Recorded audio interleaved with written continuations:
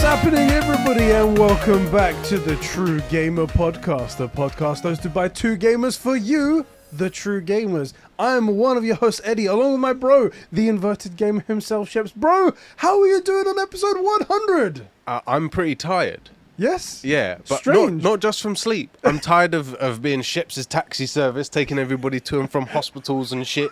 I'm sick of it. Sick of it. Oh, yeah, so for those of you guys that don't follow us on Twitter or on Discord or whatever, I hurt my back so badly that I needed to be taken to hospital. Yeah. And Adriana has the baby and everything, so I was like, Sheps, I need you. You're my only hope.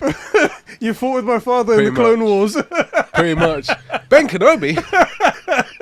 So you came rushing down here. He was my taxi service. Yeah. And By the way, the parking at that hospital, normally parking costs an arm and a leg. Yeah. And also because you gave me the call, you're like, brother, I need to go to hospital. And I just left. Didn't have anything with me. I had my phone and car keys. Yeah. And I went out to pay and I was like, I don't have any money. Had to come back in, get the money.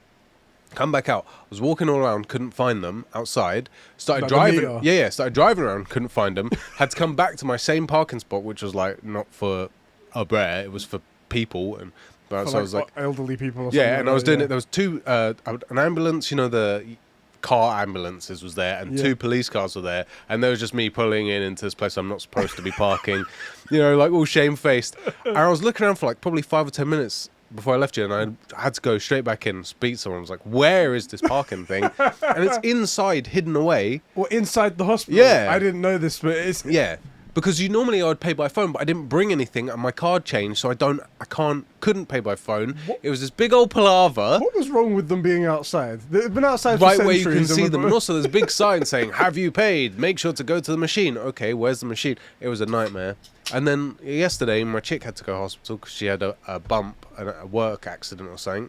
A work accident. Yeah. Yes, those door handles, they just... Right, exactly. I mean, you bumping tell her them. once. I've told her 100 times. But so I had to take her. She's okay. For But legal reasons, that was a joke. Yeah, for legal reasons, that was a joke. But luckily enough, I got my job offer from Ubisoft. So there you that go. was the thing they needed to see. Fitting. Commitment to the company ethic. They weren't sure about you, but then when they saw these reports, it was like, his girlfriend's For going to the legal hospital. reasons, that was a joke. Oh, this is going to be a great episode 100. yeah. This is going to be like a long form, not quite, but nearly there Conbrosations podcast. That's what I'm thinking. Yeah, this is going to be very much Yeah. True Gamer mixed with some combros, Yeah. questions and answers, chilled back, relaxed episode to celebrate 100 episodes of doing this, 100 Yeah. episodes of fooling you fuckers into, sorry, I can't say that word, so fooling you idiots into listening to us. It's Thank gonna be you a for good being one. idiots, though. Yeah, thank you. It's going to be a good one. I got to say, I don't know about you, but I have been sort of all out of sorts this last sort of week, 10 days, because how many have we missed? Just one. We missed 2 Thursdays. That's the thing. We missed the My first week, one. it's like how I measure my week. We missed the first one because of the heat. We missed so 2 Thursdays ago. We missed that because the heat with the room melted. It got to 47 in here. You told me. Yeah, the wall started all falling of down. these panels behind me. They can't see it. All fell off. Everything fell off. My tremor tusk fell down. Pieces fell off of that. I was like, The base is warped. that's what I'm saying. It's all. It's completely fucked. The heat in here was insane. Like people were like, "Oh, it's 41 in the UK." I checked my temperature on like in here, 47. I was like, No, we can't live in here. Yeah. So Anyway, continue. and it was to the point where like the AC couldn't even touch it. The next Thursday, so this week's Thursday, your back injury, and I didn't. I'm out 2 weeks. It's like my flagpole. It's how I know where I'm at. Yeah, it felt really weird. It's very weird. So I'm really looking forward to. And then last night I was at the hospital again with my chick, and I had to send you a message like, bruv, I'm at hospital with my chick. It would have been something if it didn't happen again. Now I would have felt like truly in another world. I'd be like, what? I would have been. What's my life? What is my life anymore? Yeah, and then the worst thing, the thing that really, like, I think everybody gets the heat, everybody gets the injury, but it's all back to back, and they're missing a third one for another. Like, I would have felt really bad. And we have patrons and. Genuinely, I was gonna say, like, if we crossed over into the next month, there's an ability for you to pause Patreon pledges in Patreon, and I was gonna say to you, if we miss this one, I think we say to people, all right, we're pausing it for a month. We're gonna continue when we can. but we're pausing it for a month because it's not fair at that point. I was gonna say we should drop everything down to $1 and give everybody everything, all the Right. that Conbros podcast, all of that. But thank you guys, because no one said anything bad. No, of course they I didn't. had a bit of fun with them yesterday. Did you see what I did in the announcements? No, channel? I didn't. So, Because I've been all over the place. I haven't seen anything. I haven't been on. Whenever I announce like a delay or something like that, I Yeah. go into the announcement show. I'm It's like, me. I'm like, sorry guys, this week's this has happened, and so and so, so and so. Guess And what? then, and then last week's one when we delayed it last week, I went, guys, guess what's going to happen? Yeah, can anyone guess what I'm about to say? That's a week ago. That's what I said. And then I announced the delay. And then yesterday, just before I said, okay, we're going to record on Sunday, I'm like, guess what, guys? And everyone's like, oh, for fuck's I see. sake. I was. No, it's happening again. That's the first room that opens up when Discord opens from a closed start for me for some reason. And the first thing I see is Tom Hardy gif of him like pulling out his hair. Anyway, we are here. Yes, we are. This is a True Game podcast. How do we do this? We're 2 episodes out. Yeah, I I've know. We're lost my completely thing. out of sync. Let's just start by thanking our Super Bros. Yeah, let's not, do that. Let's not give them shit this time because they have waited 2 weeks for this. That's So right. Thank you, Super Bros. Don't who get used support to us. it. Thank you, They're Super gonna Bros. leave us if you're too nice. Yeah, it's true. It's really. We need to be that hot, attainable. Like they think they can get us, but deep down they know. Like if they talk to us, they're gonna fumble it. Yeah, you know? yeah. They're gonna be like, oh. Yeah, we're like that 10 who's the girl next door, but when we go to prom, we're like an 11. Everybody kind of knows, but no one really wants to admit. We know you guys. You know? simp on us. We know. It's true, it's true. Thank you to all of our Super Bros who support us over at patreon.com/Conbrosations. You legends who support us at the Super Bro tier, one of our highest tiers. The thing is, we have higher tiers, We but, do. they're joke tiers. They're not for real. This is the highest tier for It's real. the highest tier for real. Although someone said something on Twitter, they were like, "Oh, you know, saying Eddie's really a weeb," and I said someone edited something of yours, your training video when you went to the gym just before you snapped your back in half. Yeah. And they put like anime things in, and obviously I know them all, even though Yeah. I don't know what anyone's. I can recognize what show it's from. I was like, "Oh yeah, FMA slaps," something like that. And someone was like, "Fuck my ass." I was like, "I appreciate the offer, but that's actually for a higher tier." You know. That's the 69 toilet Yeah, dump like we super have chat. it. There is actually content there, but it's totally a joke. It's totally a joke, that's what it is. Thank you to our Super Bros, Diogo Dildo, Isak the Ultimate Cumsock, Sabine from Smallville, the Star Wars Encyclopedia, Adam Sunling, Catspud the Friendly Patron, Jeremy Renner, the Super Sus Ben Fryer, the Filthy Thief Fanatic Joe McCormack Clark, the 53rd, My Juicy Left Nut, the Super Sexy Producer Sean, Chris, the Ghost of Tsushima Hater, the guy just hates. I think it's racial. I think it is. He pretty much hates anything Japanese. That's what I've. Totally not true, but Joel's funny. There's a guy in our Discord, Georgie, who in his name is It's Japan Japan Simp, yeah. enthusiast or Yeah, simp or that's something it, like yeah, that. And he was, and when I said I happened to be talking about Chris hating Japan, and he's like, "What?" Yeah. I was like, "Yeah, it's weird. I Georgie don't know, man." spends literally 100% of his time just in the anime room. Do you know, it's only because he's a server booster now, he's got access to the top row chat. So I've only seen it, because I never go into the anime chat. Right. Come on, I'm not a loser. It's Come on, literally one of my most used. Probably that and Top Bro Chat. we're opposite ends of the spectrum. I'm so- the two most popular rooms on the server, bro. Exactly. And now the DC chat obviously has that as well.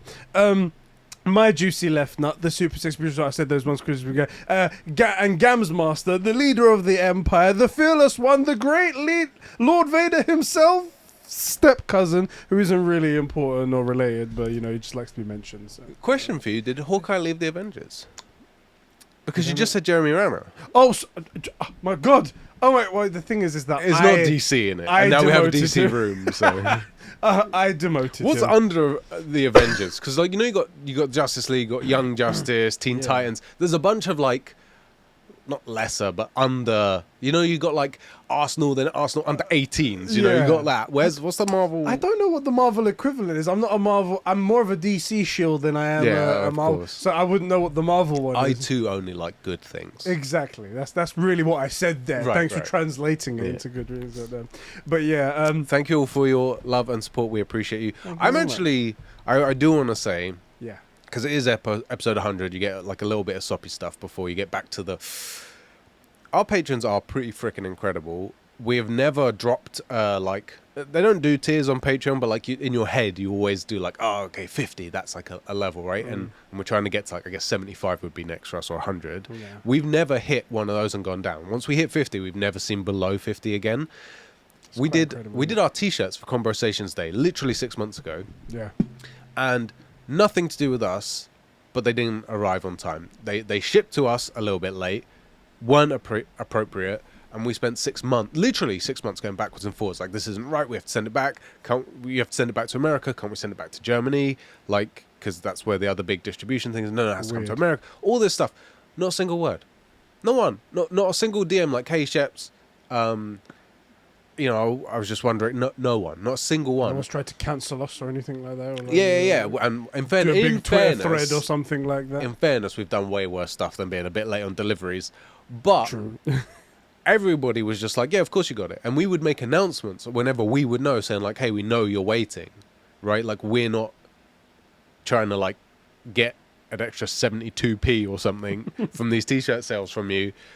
Like, it's coming. And I got a couple PM saying, look, bruv, don't worry about it. We know you're good for it. I can't remember who it was. I would name you and shame you, simps. But like, everybody was just like, look, the second you get, we know the second that you get them, they're coming to us. So obviously you don't have them. Say no more. They're just all around amazing bros. It's weird. It's not like I can't say to you that we are anything in particular special, that we would deserve such nice people. Like, if you was to go, well, what you guys do is that you guys have a heart of gold. We're assholes. We're cunts. We're bastards. Have you met us? Exactly. So we People, can't say, some of you have met us. Exactly. But for some reason, we've got these A-star amazing people in our community. It's fucking amazing. And if you want to learn how to con people too, check out our course for $979. Wait, 979? That's a bit cheap. Apparently. Oh, shit. I had this weird thing, you know, like as I'm awake at like 3 a.m. Yes. This will be a gaming podcast eventually, but it's more of a just shut up, deal with it.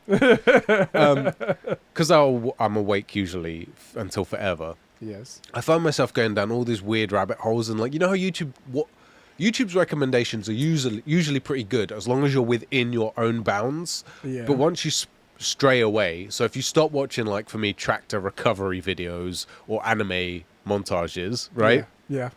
Once you get in something weird, it doesn't really know where to place you. So it just places like things that other people have also watched that went down the rabbit hole, where then like take a couple turns. Oh, this video popped up a few times. Just recommend that. It's like there is a path, and then there's like, okay, we're getting close to the end of the path. We better find a new path, otherwise we're gonna hit a dead stop. So then it branches outwards. It just desperately tries to find, like switch the train tracks. And I ended up watching, like, it was embarrassingly long. It was probably like a good 17 minutes of like marketing stuff, like things you didn't know about marketing hacks and stuff. No use at all. I don't do marketing. Like, but you watched it. I was like, that sounds interesting. And there was like a 5-minute segment on like them doing research on why, like, if you look, most things now, especially like anybody, like official products are all placed at like $9.99. But anybody else would be like a smaller independent person with 997 or 979, something like that. And for some reason, these bears found that like if you don't have like huge brand weighting, like that trust of a huge brand, that putting a 7 in the price makes people feel like they're getting a real big discount, even though 997 is still £1,000, or dollars, or whatever. There you go. That's why I put the 7 in there. If you were wondering, there you go, guys.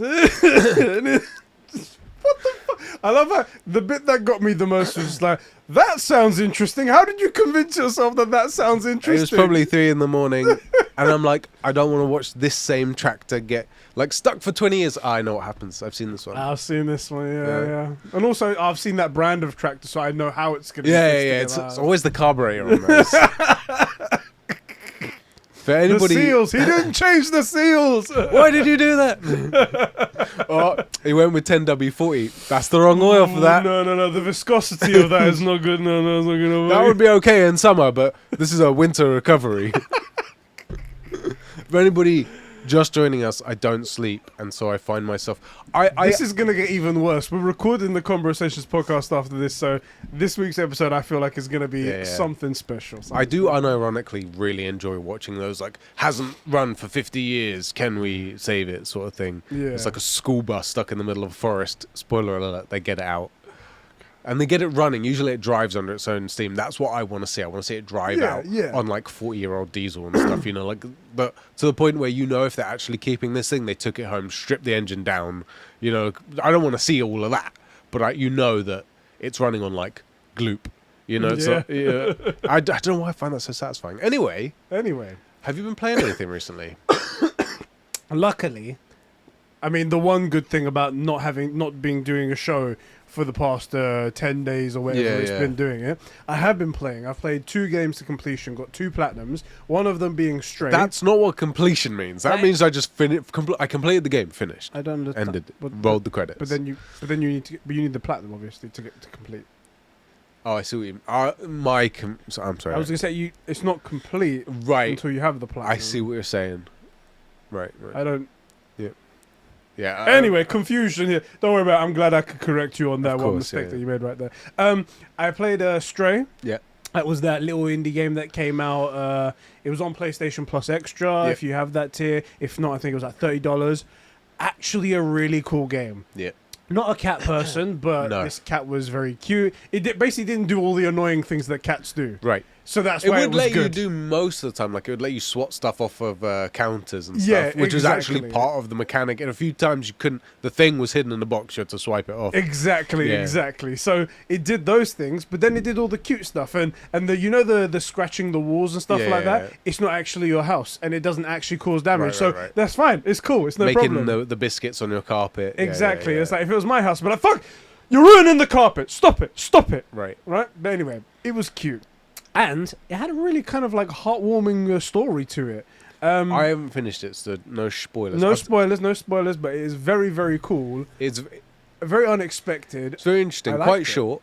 From what I've heard, I think it's like 6 hours to beat or something. Well, I completed it in 6 hours my first time, but that was getting all the collectibles and everything like that, and to get the trophies and stuff like that. And then there was a speed run that I did, and I literally ignored everything, mainlined it, did as fast as possible, and I did it in 1 hour and 47. Right. So it's possible to do it in stupid time. Yeah, it's quite a short game. But I skipped every word and whatnot, and then you're not enjoying it. I do find it, for the record, I think it's worth the money. If I had to buy it, I think if you, just a way to chill and just enjoy some time, it's 2 or 3 movie lengths if you're enjoying the game. Yeah. And it's the price of 2 movies less. Yeah. So I think it's worth the money. No one's crying about the price of Stray, but they'll cry about God of War and The Last of Us being 70. It's the PlayStation effect I told you guys, man. It's not about the fact that it's the length of the game or it's the price of the game. It's the fact of who it's being made by. Right. I totally agree with you. It's there was one point where I was like, okay, I'm willing to hear your arguments, sir. But then after a while, I was like, okay, I'm seeing a big correlation here. Right. And I have to comment. So I would guess like 70% of the way through the game. I'll give you a big I. That's where I'm at. So I'm in sewers. I went down the sewers. Ah, yes. Yeah. That's where I'm at. I assume that's about 70% of the way done. That would be my guess. Yeah, I'd say. I'm also kind of enjoying it. Not a cat guy. I would like to see them do one for a dog. I think that would be interesting. Do like dog stuff, At no point in this has the cat like turned itself into a pretzel to lick its ass. So I just don't see the point in the game. But it's been not my normal game. Yeah. Not my normal game. I wouldn't see this as your kind of game. That was the thing when we spoke about it before it came out. You were like, "Are we getting this?" And I was like, "Yeah." We were on a different level. I was like, "I'm really enraptured by this game," but you're like, no, "I could see it not being your kind of game." Yeah, and I'm glad I'm gonna finish it. I'm glad I'm getting there. But it's weird because, my complaint about Cyberpunk was always I found it really easy to put down and really never really called me back to it. This is calling me back to it. I want to finish it, but I don't like it. There's not, as far as I'm concerned, there's not really anything to do. Did you die ever in the game? Once or twice. I did because I got, you get those rooms with all the Zerks in them. Yeah. And I'm like, can I kite everything and get it in one go? And I died once trying that. But like, for me, it's the game. The point of this game is to relax. I Yes. think, right? It's not a hard game. The puzzles are easy and fairly obvious, and these are all compliments, by the way. It's very chill. You're pretty much never in danger. And gorgeous to look at as well. Very pretty. Crazy for an indie game. Well, crazy for an indie game, and also the setting, Right.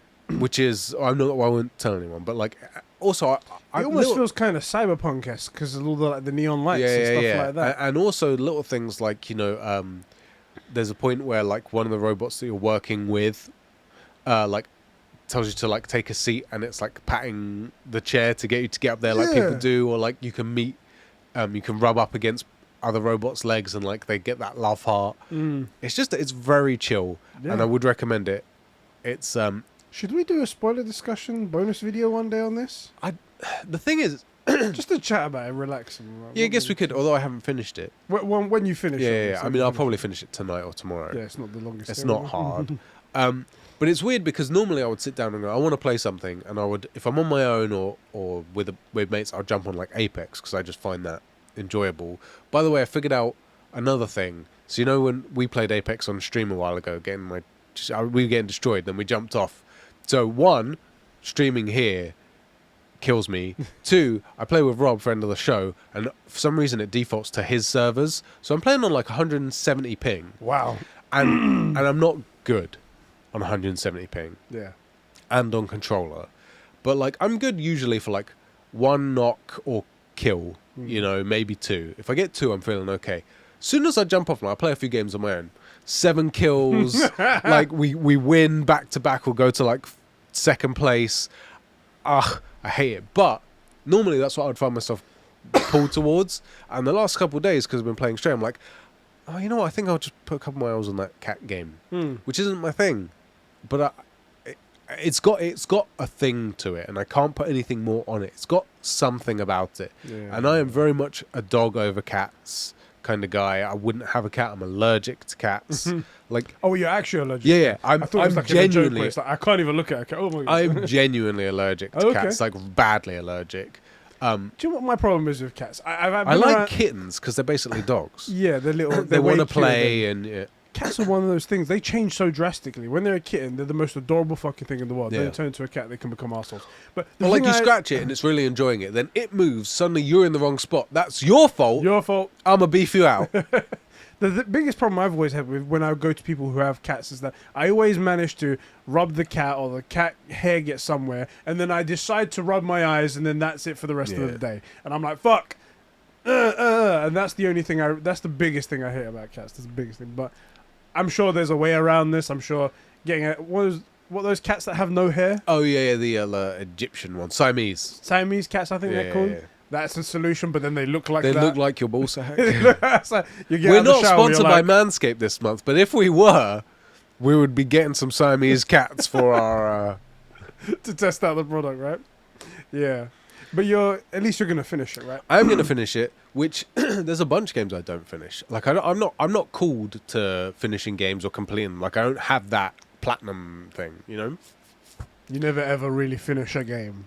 I haven't actually finished a single game in my life. Exactly, because no platinum. Right. So.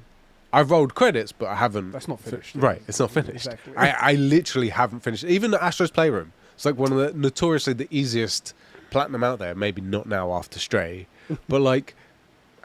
It's just not my thing. I would actually think that Astro's still easier than me. Really? Because the second one, because it requires literally for you to have 2 playthroughs for Stray, whereas Astro's just 1. Oh, okay. So yeah, I got that platinum. No big deal. True gamer of it. Yeah, of course. And then I played God of War 1, the 2005 God of War, where it all began. So I can see the roots of the game that I find to be my favorite game ever. Isn't it crazy? That 2005, you think that's still kind of modern, but it feels very 1996. It's only like one step up from GoldenEye 1996. Right. So honestly, you get that feeling as well playing it's it. Fun, now, though. it did take a little bit of time because as I've said many times on the show, I'm not an old game kind of guy. We're both very much the new. It has to have something very nostalgic to me to go back to. Yeah. So like, I'll play Pokemon again, and I'll know it's gonna be old school. Yeah. But it's Pokemon. It's just my Right. childhood. That's what I want to relive. Also, it must have been a really difficult game for you, with all the reading. So like, Oh. having no idea what's happening. I'm just like, okay, just next. It turns out your game was just all in Japanese. You never noticed. I never noticed. I'm not at all. reading it. I beat it, Yeah. and I got the platinum for it. And I have to say, I did really like it. It was a bit frustrating in sometimes. Just worried we weren't recording. Oh god, you're checking the audio.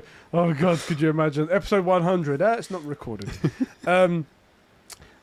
It did get frustrating sometimes in some of the controls. So Yeah. like, obviously in newer games, the right hand stick is to move the camera around. Yeah. In this, the camera is moved for you, and it's a dodge stick. Yep. The camera I doesn't. hate that. The camera doesn't want to move in the way that's intuitive. Sometimes it moves like there's a balance in beam section in this like Hades section. Oh, of the game, don't. right? I know, yeah. And I'm like, cool. It would be nice if I could see the moving blades that are coming towards me so I can time my jout appropriately. But no, it decides to put the camera in an arse backwards way that I'm like, I can't tell. Oh my god, it's here! Shit! Jump! Oh fuck! I fell off the beam. Oh god damn! It's start all over again. What's really interesting about that is two things. So obviously, 2006, 2007 is where like the big change happens. That's Call of Duty 4 and Halo 3. Yeah. That's where suddenly FPS is like the thing. Because before that, it really wasn't. Because the tech wasn't really there and they just weren't very good. But also, so that's 2 years away from 2005. Yeah.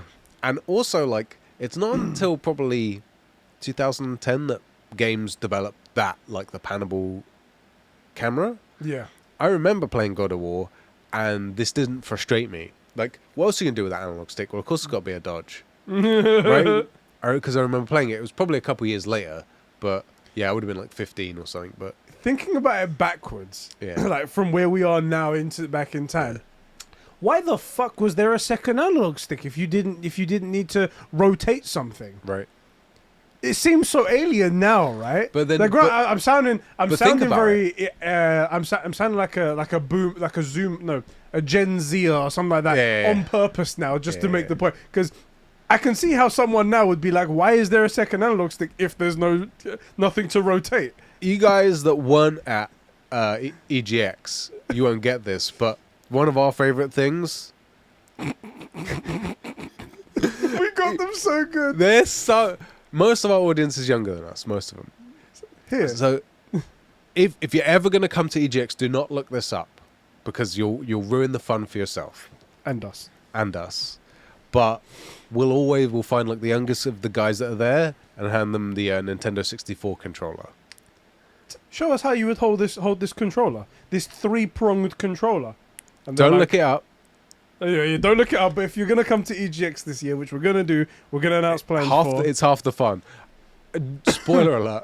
There isn't a right answer. There- That's the you spoiler, can't- isn't it? That's the spoiler. There's no right answer. Everywhere you do it is like, no, but what about this? Yeah, you're always wrong. What about that? You're always wrong. That's why I love Nintendo. And that's really. why they made it. They were like, that's it, done. Yeah. Into production. They were like, I really love this Rubik's Cube. I can't solve it, but I hear people can. Or I don't like that somebody can solve it. Let's Let's change fix it. that. Fix it. Oh god. So let me pitch this to you. Go on. Right? You're saying like, okay, what would it do other than to pan, right? But you have one movement button. Well, what about choosing which direction you dodge in? Left, right, That does back, make sense. forward. That does make sense. So there you go. Yeah. It's just part of the movement. You don't have to take your hand off the movement stick to dodge. You just dodge whichever way you're at. There you go. It's super frustrating. It reminds Especially me when of- you forget and you're like on something. Like, fuck! It reminds me of that Top Gear episode where they were trying out the first cars. Yeah. And like, if you drive, you all know that it's like the pedals go clutch, brake, accelerator, right? And you got a gear stick and a steering wheel. That's basically all the controls. But Yeah. before that became the standard, anyone could do whatever they wanted. Whatever they wanted. They were just doing the things that made sense to them. The accelerator was a little stalk that you just nudge up a little bit. Right. And then this thing over here, this handle was the clutch. Right. And then there was a brake on the side, but then if the clutch was engaged, the brake didn't work. Like, all this crazy shit. That's how the early games make me feel. Yeah. It's very much that. And all the instructions are in French. Yeah. The story, however, I really did like the story. It's great, isn't I it? like that. And that's why. You remember when we were pitching about making Christopher Judge the actor for Kratos in the show or movie, and I was like, we can make this work, and I was jumping through all these hoops to get him into Greece, because he is a Spartan, That's why, because now like he's actually a soldier and all this stuff. Yeah. It's actually a pretty good story as well. It was a really good story, and I said in my tweet as well that I put out, a very brief tweet, that I can see, even from the first game, the distrust the seeding of the distrust he would have for gods, how, like, it gets spoiler way alert worse. for a 2005 game, how Athena clearly led him on, so he wanted to have his memories wiped of all the sins that he did, of killing his family, etc. And she was just like, just go do what we ask, and we'll forgive you of your sins. And then when it gets right down to the end and everything's done, it's like, we will forgive you of your sins, but we never promised you that we would remove everything. It's like, bitch, that was the carrot on the stick, and you fucked me over. Yeah. It's like, but hey, I'm gonna make you the god of war, though. Don't worry about it. It's cool. It gets. And then I've started the second one. Okay, cool. And the betrayal of Zeus, and I'm like, oh, here we go. Yeah, I was gonna say it gets worse. And you see the stitches on the stomach, and now I know what that's from, because I've always wondered what that is on Kratos' body. So it gets worse, isn't it? And now basically you gotta. That's why I freaked out when you're in like Undeadheim, whatever it's called. I forget. Undeadheim, yes. In the third Helheim. game, Helheim. That's the one. Because you see Zeus in the clouds.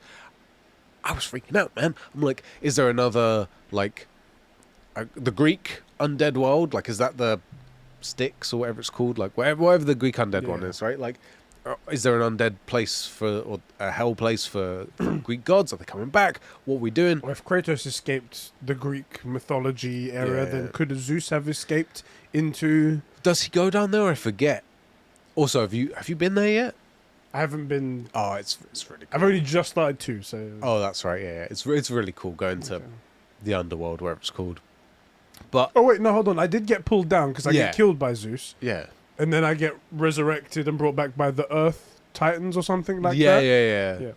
The Colossus or something. Yeah. Anyway, these games are really good fun. It's just they're outdated now. We could do with a remake of them. Yeah. But I'm really looking forward to, like... You obviously know, and we played the game. You know, you killed Zeus, so it's cool to like beef your way up there. Plus, a bunch of our friends are Greek. I was gonna say exactly.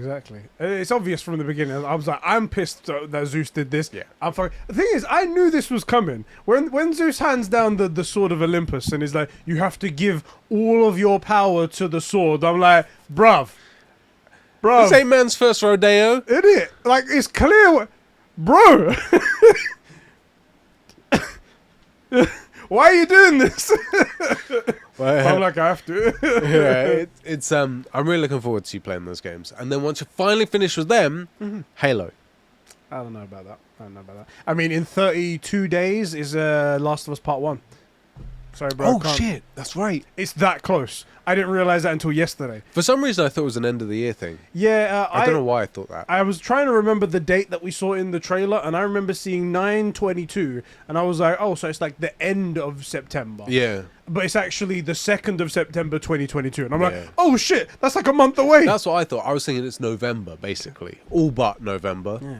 But that's Ragnarok. Oh my God. Is it really coming though? Well, they've put a date on it. They've put a date on it. They have. But they could just do a Star Trek thing and it just goes past the date and they never say anything. Sorry, Alpha. This is a game that people actually are expecting. Right. So and want. Exactly. I feel like it's a bit much of Alpha. He's kind of a douchebag, really, asking a company to just make a game for him. Right. Just for him. Just for me. Hi, I'd really I appreciate you if you made this game for us. Me.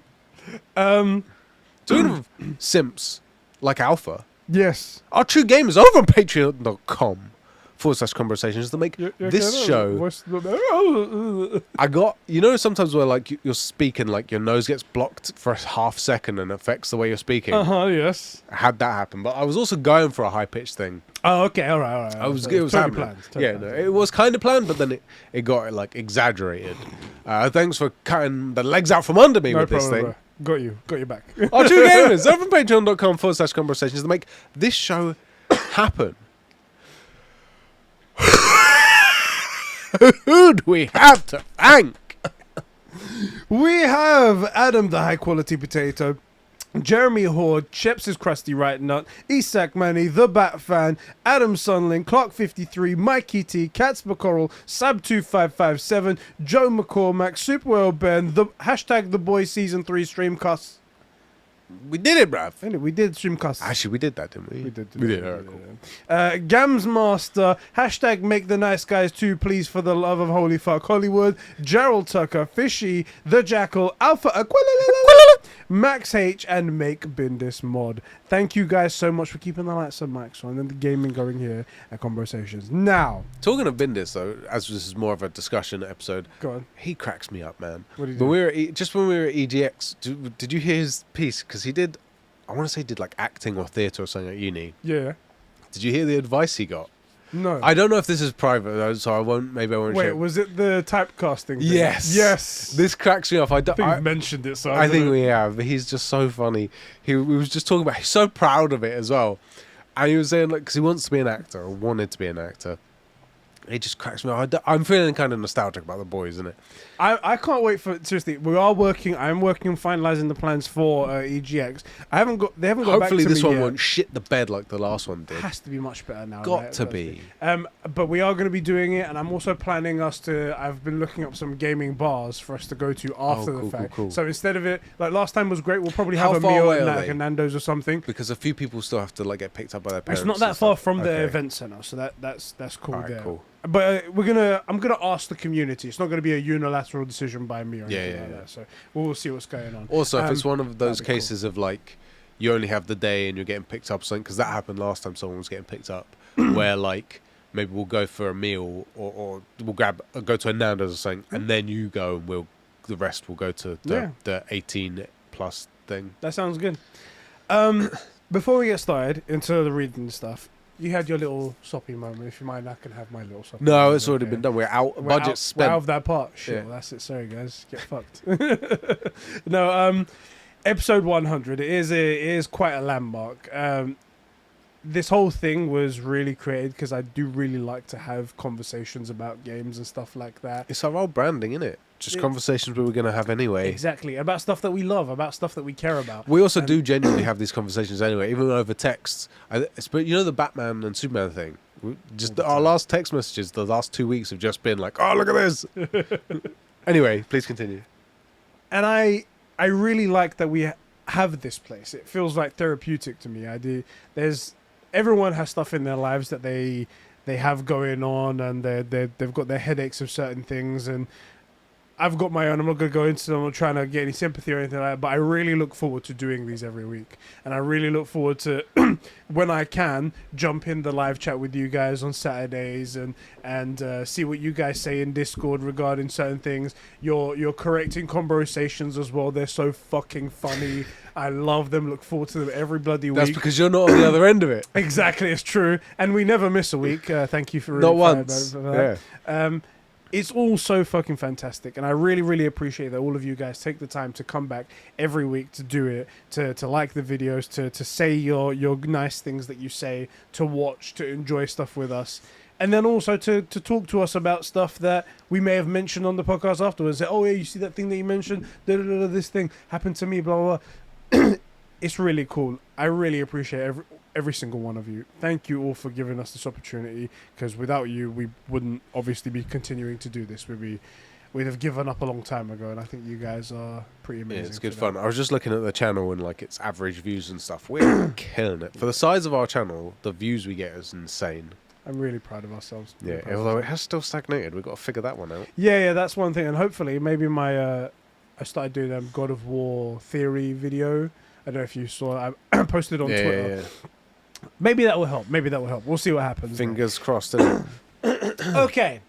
As I said, guys, I asked you guys to send in your questions, your thoughts, anything that you want to ask us, anything you want to talk about, want us to talk about for episode 100 to make this a community thing, so we can just talk about video games and everything just for this episode and just relax and stay chill. I did ask people to write in with send in a video or audio recording or something like that. And I knew that when you say that, I mean, we're gamers, a lot of us are introverts and stuff like that, don't want to put ourselves out like that. Right. One person did send in. Now, I tried to listen to this, and the thing is that the person didn't say their name. God damn. And I feel like I know their voice, but I'm so shit with names that I don't know who they are. So maybe you know it when we listen to this here. So we're going to listen to this first of all as our first question. And then we can go from there. Is that cool with you, bro? Yeah, man. Let's do it. All right. Let me get this volume all the way up. It's gonna be so funny because the guy who made it is gonna be like, "That's me. It's me, guys. It's me." And we're like, "I don't know who it is. I don't know. It sounds like Shaggy to me. I don't know." Okay. Wasn't me. Listen to this. Yeah. All right. Let's make sure volume's maximum here. So let's see. G'day, bros. Congrats on 100 episodes. Is that Gams Master? Yo, just as we said that, I was like, "G'day" is obviously Australian, but it's also how he always. Now I'm thinking about the time that we tried to play Quarry, and I'm like, yeah. I think it's Gams Master. Anyway, let's go back to it. Okay, so here we go. G'day, bros. Congrats on 100 episodes of the best podcast on the internet. He knows the If brand. James and Tyler are good for one thing, let it be introducing me to you guys. Only a few small things I wanted to mention, as I do rely on you guys for my gaming news each week. I want to talk about the Last of Us remake. Can do. That's my first thing. Naughty Dog put out a sort of behind-the-scenes trailer of, talking about everything new that they've added to the game, or that they are adding to the game. They've got the new physics engine with all the, new destruction and environmental destruction, all that sort of thing that they've added to the game to really, immerse you. Along with that, they've got the new environments, not so much like brand new, but really changing the atmosphere of a lot of the levels and the different spaces in the game. Like, you've got the underground tunnels and everything. They all seem very unique and not just some sort of fog that makes it seem creepy. So that's really good. I'm looking forward to that. Obviously, the new environmental skins. Obviously, the whole game looks amazing. You've got the haptic feedback in the PS5 controller, So good. which, if they needed to do anything, it was really to make the bow harder to use. Jesus Christ. You've got the cool unlocks as well. You've got the skins now, or not skins, but like unlockable outfits for Joel and Ellie to wear. That's pretty cool. Yeah, they do need to change their clothes at least once. As well. I believe they're doing something to the combat as well. I didn't quite catch that, but, I totally reckon it's worth the full price. The amount of work and effort that they've put into the game it looks astounding. So, I'll be paying the full price, as I know you boys will too. And everyone else is just a cheap prick, so, we don't care about that. And second of all, I'm sick of the slander I'm copping for looking forward to Gotham Knights. I know it's probably going to be a shit game. The guy went from here I'm cautiously to here. Optimistic. It looks shit. This makes me think But it's I alpha loved now. It's alpha. Arkham He's just games, doing an including Australian Origins. I accent. thought it was amazing. Rocksteady did a great job. I know this is Rocksteady usually do great work. Warner Brothers Montreal, but still looking forward to it nonetheless. Obviously, I'm worried, but hey. It's alpha, isn't it? Yeah. If it's, remotely like the other Arkham games, it'll be great. I saw some news on that as well. Apparently, the Joker's not going to be in the game, but Harley Quinn might be. So, I don't know. They're probably just going to fuck us over again and put Joker in it anyway. He's always in it. Yeah, Joker's whatever. always in every game, isn't it? If it's not Mark Hamill, though, I don't want him. Yeah. And apparently, also, the canon timeline is this game also ties in with the new Suicide Squad game as well. God I damn read it. in How a can Game it? Rant article. They are the same. They're part of the same canon timeline, excited so it about might be worth. I'm excited about Suicide I Squad. wasn't Yeah. Not really this. looking forward to the Suicide Squad game, but I'm gonna have to play it now. That's weird. What losers? Looking Yeah, forward that to was really it Arkham, from me. whatever it was. Like I said, Gotham it was only Knights. a couple Gotham of Knights, small but things. not Congrats Suicide again Squad. on Shit taste. 100 Plus, it's one of our episodes. boys. Shit and, taste. You know, Confirmed. here's to another 100. Cheers, boys. Have a good one. Thank you very much there, Gams Master or We Alpha. assume. Yeah. I honestly... It's I was, actually just Tyler in it. I was so solid it was Gams Master. And then he mentioned Gotham Knights, and I'm like, shit, the only person I know who's actually excited for Gotham Knights is Alpha. Except he's not Australian, but maybe he just gets nervous and puts on an accent. I was going to say that's his nervous accent, isn't it? It's just Australian. Thank you, bro, for writing in, and thank you for your kind words about episode 100. So let's do it in reverse order. Gotham Knights. Gotham Knights. There's still no excitement here for me. Yeah, me There was neither. I just can't understand how they went from the teasing of the Court of Owls and how high they got the hype and why they decided to hype so much. Yeah. And then what they showed afterwards was like, hey, here's a 4-player like a co-op And then we'll B reshow. tier, Z tier fucking characters. And then we'll reshow all that same footage and say, this time you play as Robin. This time you play as Nightwing. So this dumb. time. The other thing is, I don't see this being a Marvel's Guardians of the Galaxy, because that we saw some stuff, it didn't look good, like some gameplay, we weren't sure about it, Yeah. and then it came out and it turned out it was amazing, but we weren't missold. This we were. This we told Court of Owls, solve the mystery. Oh my god, what's going on? And then there was all these theories like, well, Court of Owls is mostly a Thomas Wayne thing. Like, is this a timeline? Not always, but that's like whenever I hear Court of Owls, I'm like, That's where your mind goes. yeah, right. And then it comes out and it's this. So we were sold one thing in the OG marketing, and then it came out with something totally different. So we didn't even know. So I don't think it's going to be a Guardians of the Galaxy where it comes out it's a surprise hit. I don't get that feeling as well. I think I think they oversold themselves. Yeah. And I think they're desperately trying to make up for it. But in all the worst ways, like granted they went out with their best. When they first showed it off, they showed off Barbara as a Batgirl, right? And it was like, she's cool and everything. It's fine. Bob's no problem. cool. No problem. We like Bob. But the reception was like, okay, you went from Court of Owls, this amazing hype Right. that you made, to just this Hot redhead girl. shit. But Like, like, and the combat all looked hot. kind of weird and shit like. The it combat looked looked very bad. weird. And then there was the people who were like, oh, it's a games as a service and whatnot, it's always online and stuff. Yeah. It was a very bad reception. And then they went, all right, fuck, we need to bring this back together. Let's start with the coolest character that we have on the roster, Nightwing. Okay, cool. And then the combat looked shitty, and we were like, It well, wasn't good, is it? It was so bad. Anyway, I'm just not excited for this, man. I mean, the fact that you told me that it's in the, I don't know this for sure. The fact that you told me that it's in the same, supposed to be in the same canon universe as Suicide Squad killed the Justice League, that only makes me feel worse for Justice League now. Yeah, it makes me worried. I wonder if, like, a bit of me is like, if it's going to tie into Justice League somehow, then maybe I should play it and find out. But then, nothing about the game sounds like it would affect a story-based game. Now I'm worried is Justice League not a story-based game and it's more of this sort of thing, where it's going to come out and, like... Which is a worry, isn't it? I was expecting a story game. That's what I was expecting. This is unfortunate, man. I mean, you deserve all the shit that you're going to get, okay? Yes. Games Master / Alpha. Right. To be fair, Alpha's going to get it anyway as well. Of course.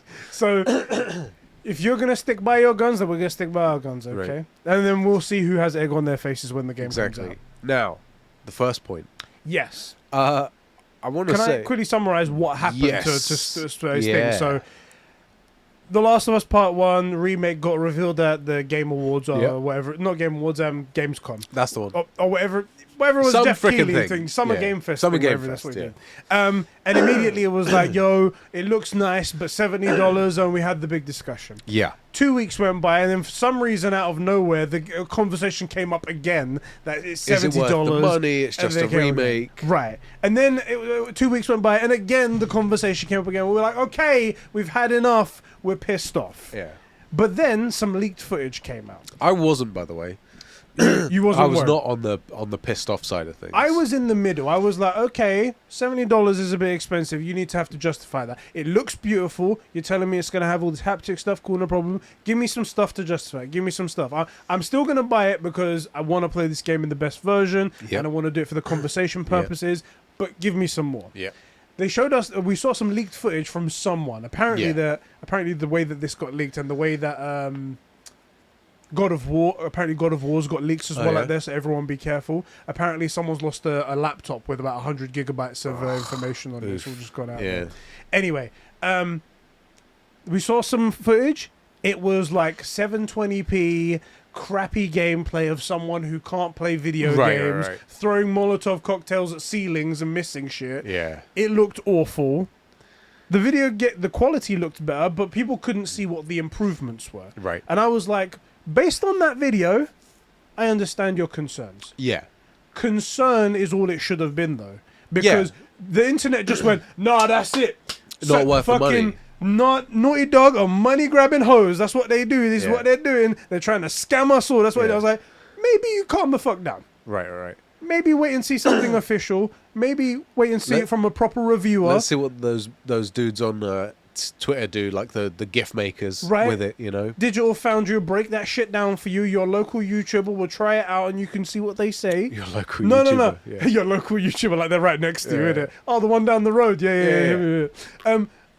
Not some random dude who's got just posted like 6 seconds of, I think it was like 3 minutes of wasn't a a video lot, or something like that. And they sucked. It was terrible quality. It looked like it had been sort of recorded, like it somehow managed to hook up a phone from like a BlackBerry from 2011 to record the video. Right. You know, yeah. And then they were like, oh, that's it. Naughty Dog have pulled the wool over our eyes, despite them producing nothing but bangers in the past. Right. Today's the day they decided to go, aha, we're the villains. Back to back bangers. Technically 5 Uncharted games, 2 versions of The Last of Us. I don't understand why they thought suddenly they were just going to go, we're the villains, and we were just trying to steal money It was from you me this whole all time. along. Anyway, Mr. Naughty Dog. I think that somehow that Naughty Dog got word of the leak going to happen. Maybe it was their idea. Possibly, because the next day they released a video and it was high quality 4K crisp video gameplay showing exactly all the stuff that they've done, showing the new AI and how they're more aware of their surroundings and their visuals can see past around objects and things like that, showing exactly the new character models, showing the haptics, showing the new workbenches. I've almost orgasmed at the moment where they were like, imagine the moment where Joel is fixing up his shotgun, attaching the new parts, and then shotgunning it and then blowing it back. All of that you can feel in your DualSense, and like stroking the giraffe at that giraffe scene. You're going to be able to feel that through your DualSense as well. Almost came, and then they went on. They showed extra bits where they were like, the world is now almost completely destructible. Where when people are shooting at you through windows, through shop doors, through car doors and stuff like that, you're gonna get all these particle effects coming out. And they showed this amazing scene of him running, and it's just like, oh my god, it's hell! It's hell! It's literally The Last of Us. It was the biggest fuck you to the haters that I've ever seen. It was the biggest clapback. It was brilliant. It was amazing. Incredible. And especially because I was never on the like, I'm super concerned about this. I was never on that train. I was like, the remake or the remaster was excellent. They're remaking it, and I've been saying it from the beginning, it's basically going to be The Last of Us 1, but you're going to slap on, it's made out of The Last of Us 2, right? So they're going to have that movement, that combat, and that's what it's going to be. And it was like, oh, you can't see, we've seen this crappy footage. Bruv, trust me, comes out, it's exactly what I said. Exactly. Like, we think Naughty Dog were going to make The Last of Us 2 and then just phone it in for The Last of Us 1, the game that built the franchise. Right. It's their legacy. It's their baby. Why would they do that? And this wasn't like it was farmed out like they tried to do with the Witcher 3 remake, CDPR did. This was them making it. Or that Grove Street guys for the GTA stuff and whatnot. Yeah, it wasn't farmed out some other like third party doesn't care. It was in-house, rebuilt. Like, it. Plus, the thing where I knew, both times where I knew about The Last of Us 2 and The Last of Us 1 remake was to do with Ellie and Joel. Yeah. I wasn't sure about The Last of Us 2 when it came out. We had heard all this weird stuff. I watched you stream it because I wasn't sure if I was even going to play it. we got to that scene, the very first scene in the museum, Yes. and I was like, I don't care what's wrong, whatever else happens in the game. They understand the relationship. That's all I'm interested in. So I'm good. I stopped watching, played the game. This, they say, we're not changing anything. Same audio, same mocap. We're going to update it, but like it's all the same. We're not touching it. Yeah. Okay, you understand the relationship. You know what you have here. Yeah. I have full confidence. That's all I needed to know. I don't... The best get fricked I've ever seen. It was a really good clapback, like you said. It was the best. The one thing that people were concerned about, that I don't know if it's valid. Personally, I don't see it as valid, but at least I see some validity to it. Was that they were saying, well, I was expecting some of the combat stuff that Ellie had in Last of Us Part 2, where she could have like the dodge ability and to get under cars and things like that. And I'm like, you have to think about it. Take one step back. That is cool. That was cool stuff. There. It was You awesome. have to take one step back. Joel is about 3 times bigger than Ellie. Yeah. That guy's not fitting under cars. No. That guy's not dodging as easily as Ellie is. She's a nimble character. It doesn't really fit. It would have been nice, and it would have been. I guess you could have suspended disbelief and not gone like, okay, he's a big guy or whatever, and just ignored it. He maybe could get under a UPS truck. Right. But he's a big dude. But he's not getting under cars. He's not getting. He's your size. Yeah, he's not as. I'm not fucking agile. I'm going back to the gym. I'm not doing any cardio. I'm not planning to run anywhere. I'm just planning to knock something out. Right. Cardio teaches otherwise brave men to flee. Exactly. You know? Exactly. I So don't want we're not about cardio. So that's what I was saying in this. I'm like, granted, there's some people that are like, oh, well, the animations for things are the same. Where it's like, well, Yeah. I mean, it's Joe. Did you want them to redo it again? I don't understand. First of all, they said they're keeping the mocap. Yeah. They mocap him doing these things. And 2, In fact, it's sorry, not trying to correct you or yeah. anything here. Technically, it's performance capture. You're Sorry, capturing yeah, true. performance. You That's- don't want to change the performance. Yep. That's what you want to keep. that is not anything you need to apologize. It's exactly. So this is the thing. They like, oh, they have them do acting for like cutscenes. No. The models follow. That's Troy Baker's body doing stuff. That's why it looks the way it looks. Mostly because the engines don't have uncanny values if they do it in game, right? And they did improve upon that as well. So, like, Yeah, of as I course. said in between, where like they showed side by side scenes of like, say Ellie, she's in a certain situation, and they made certain wrinkles on like maybe her face to Right. accentuate the emotion that she's saying, or maybe add a shrug in a certain situation to make that performance a little bit better, a little bit more authentic, which they didn't do in the first one, so it's a bit better. And in movements where like people are running in certain directions, in the first one, where it might have seemed a little bit dated, a little bit robotic, where they move in a certain way, they've cleaned that up, made that a bit more fluid, learned their lessons from Last of Us Part 2. Things that you wouldn't have seen in that 3-minute gameplay of a shit person playing. Right. Everyone judged it way too soon, way too Also- hard, and they're the ones now sitting there looking like idiots. The thing is, I think people were determined to have a bad opinion of it. Again, the Sony effect. Sorry, It bruv. just I don't seems know to what's be- happened. I've got this frog in my throat that I can't clear. We're both got Because there were those stills that were released, yeah. and it was comparing shot for shot. And they were saying, why does the original look better? It doesn't. It doesn't. It doesn't. Like, first of all, maybe some of the lighting stuff. Like, I think you're expecting it to look a certain way, so that's why you think it, like, quote unquote, looks better. But Yeah. everything has so much more detail. Everything in the faces as well. The faces were so much better, and they were like, "Why do her clothes look worse than this, than that?" Like, because the one you've got a screen cap of has a dynamic physics engine that the second one, that the original doesn't have. It's So in mid motion. It's like right, so it looks stiff because you've taken a dynamic movement and stopped it, yeah. and now it looks weird. And yeah, it's not perfect, but it has those like.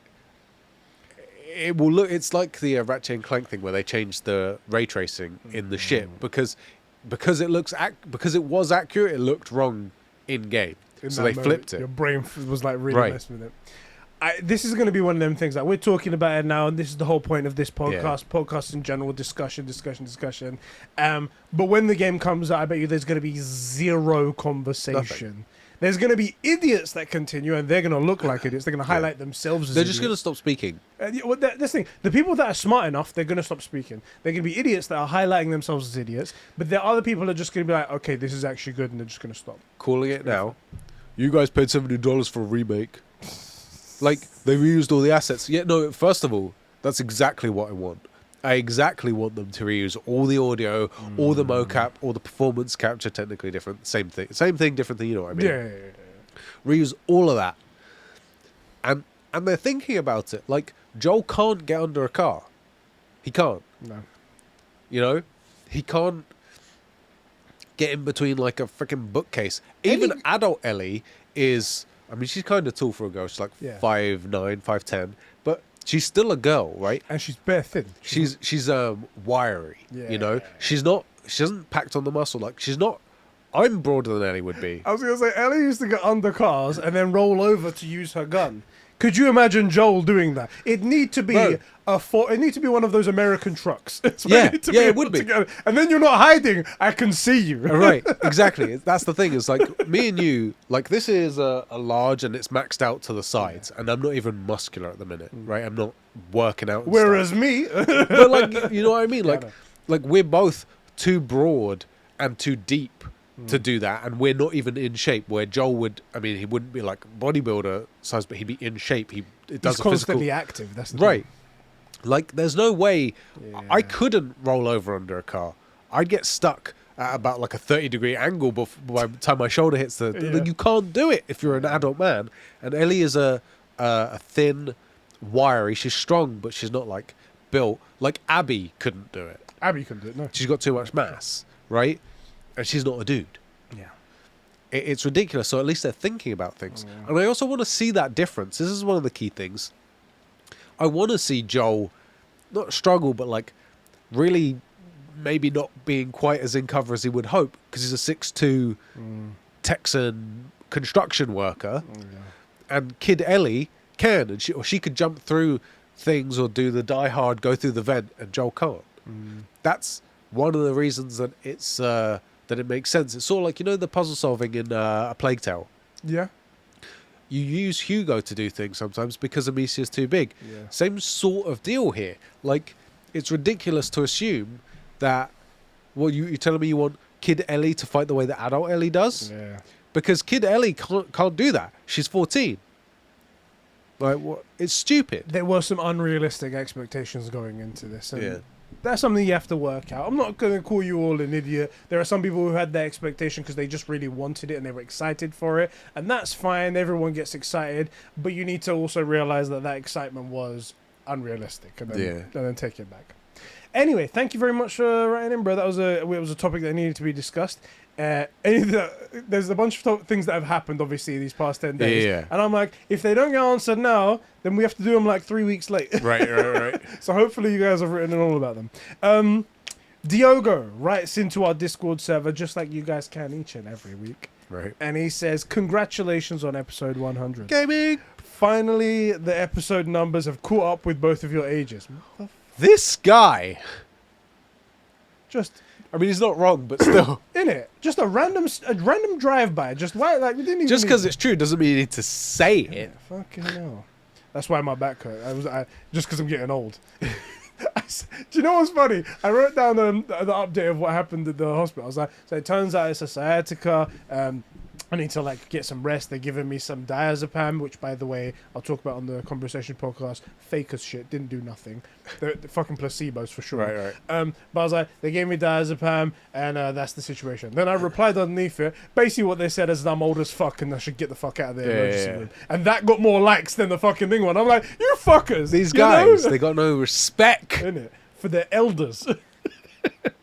Anyway, he says, I'd record a video, but then it'd prove that I'm a real person, and we can't be having that. That's true. He says, thoughts on the Black Panther game that was leaked. Did you see this Black Panther game that was leaked? I haven't. It was very minor that came by, and there was barely any information. But this was from the industry-trusted Jeff Grubb. Everyone trusts this guy. Right, of course. Never been wrong, except for the times that he's been wrong. Excluding those, got 100% hit rate. 100% hit rate, exactly. He says a Black Panther game is in development, titled Project Rainer, developed by the new studio headlined by ex-Monolith VP Kevin Stephens, and published by EA. It's going to be published by EA, which is just great to start off with. EA never published anything trash, so... It's apparently going to be an open world single player game. God damn it. Everything's open world. That's exactly not what I want from this sort of thing. I'm not saying that is a deal breaker for me, but that's exactly not what I'm asking for. Everything has to be open world now. Don't Right. you know this, bro? God, are you surprised The Last of Us didn't turn into an open world game? Can I buy XP boosts? That's what I really want to know. It says here, yes. Open world game where the player becomes the new Black Panther. So you become the new Black Panther. Okay. Early in development, it says. So I'm probably going to hear this for a while. That's all the information we have on it. Okay.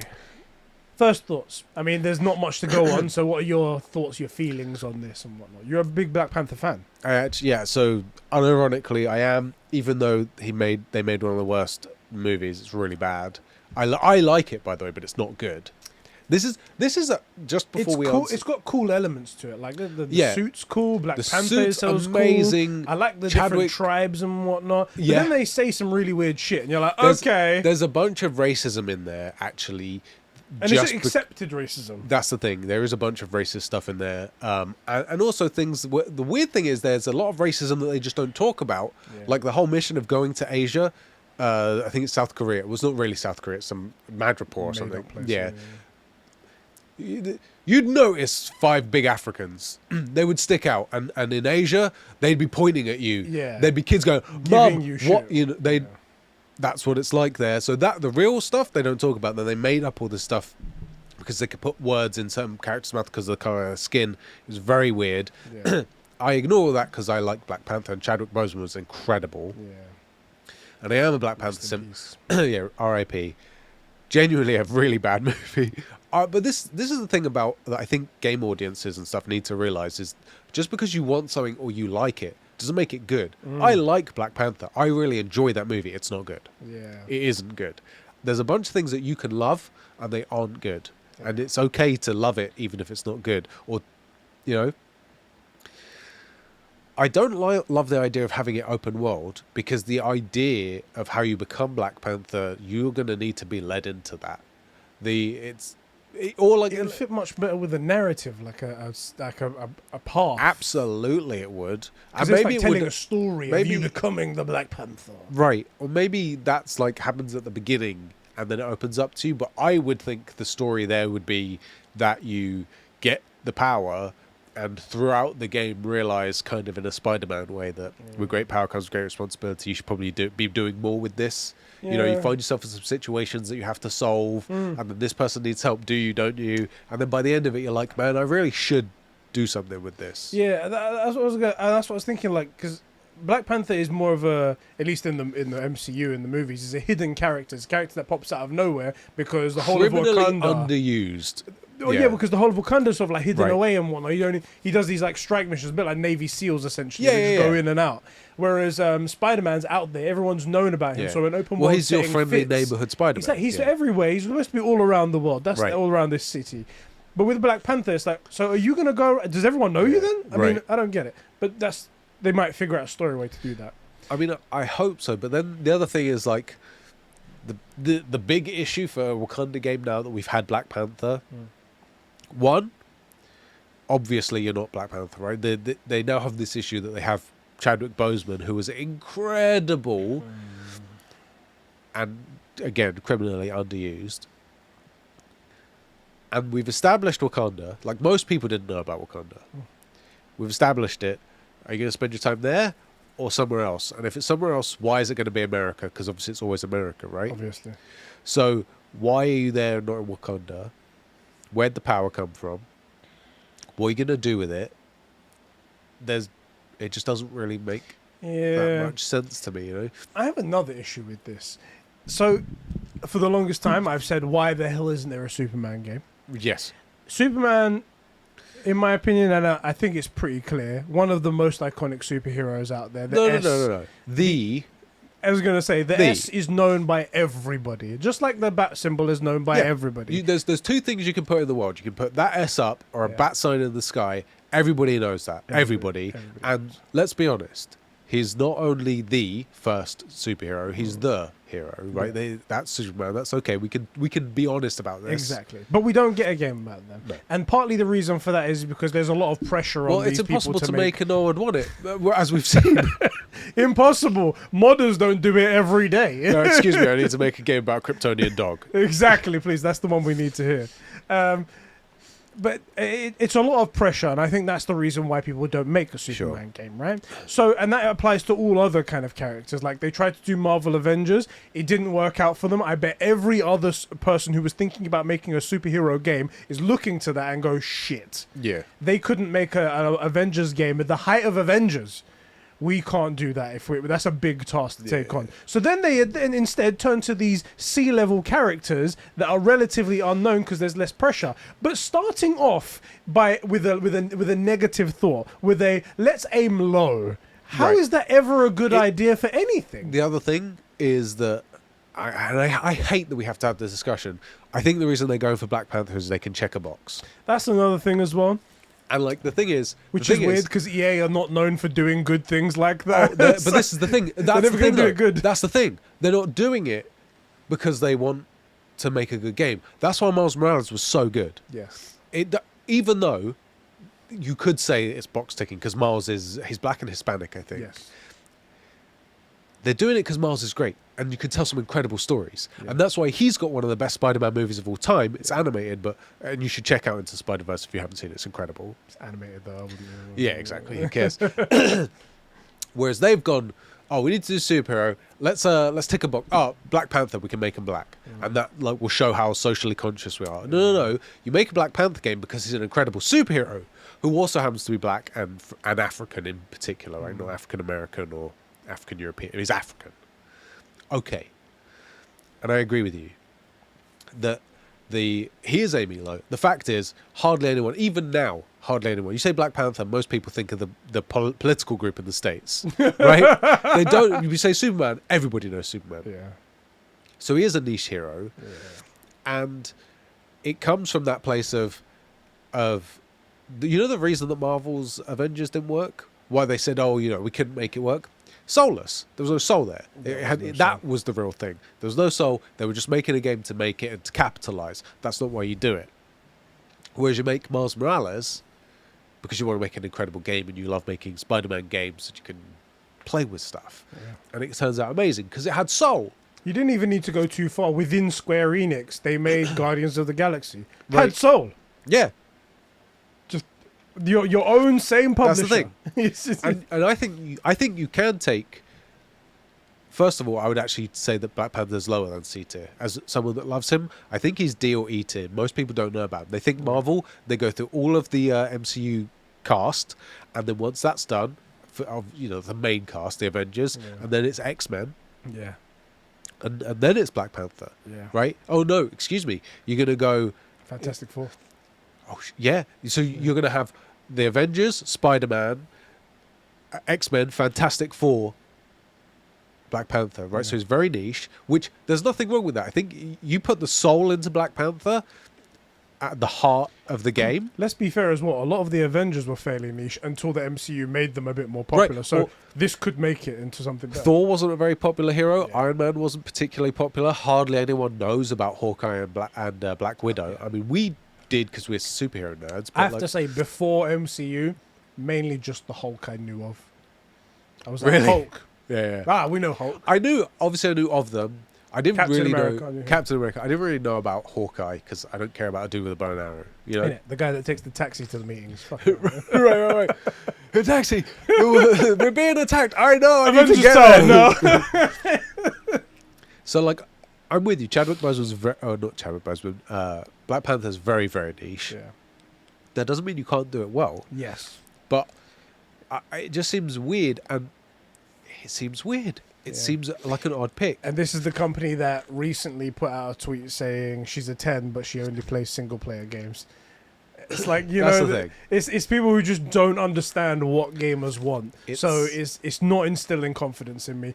I would happily play an authentic, very cool, even one that represented Africa and African traditions. Are you kidding? That's what I would be wanting. As long as it's done with a company that has a soul, that cares about the character, that cares about making an actual good game. Here's your game. EA does not seem to be the ones that are going to be doing it. Here's your game. You're required to go to the meeting where all the tribes go and decide who's going to lead. You're required to go there, but your tribe is like underperforming. They're sort of on the outskirts, but like you have to be there because it's part of the tradition. If you're not there, they can't have the meeting. You have to be there. You go. The guy that gets the role, not the right guy for the job. Chadwick has died. That Black Panther has died. New king of Wakanda or queen, whatever. It's the wrong person. They're not right for the job. You know it. You're the only one that speaks out, and your tribe that's on the like low end of things, shunned. It's even worse now because you spoke your mind.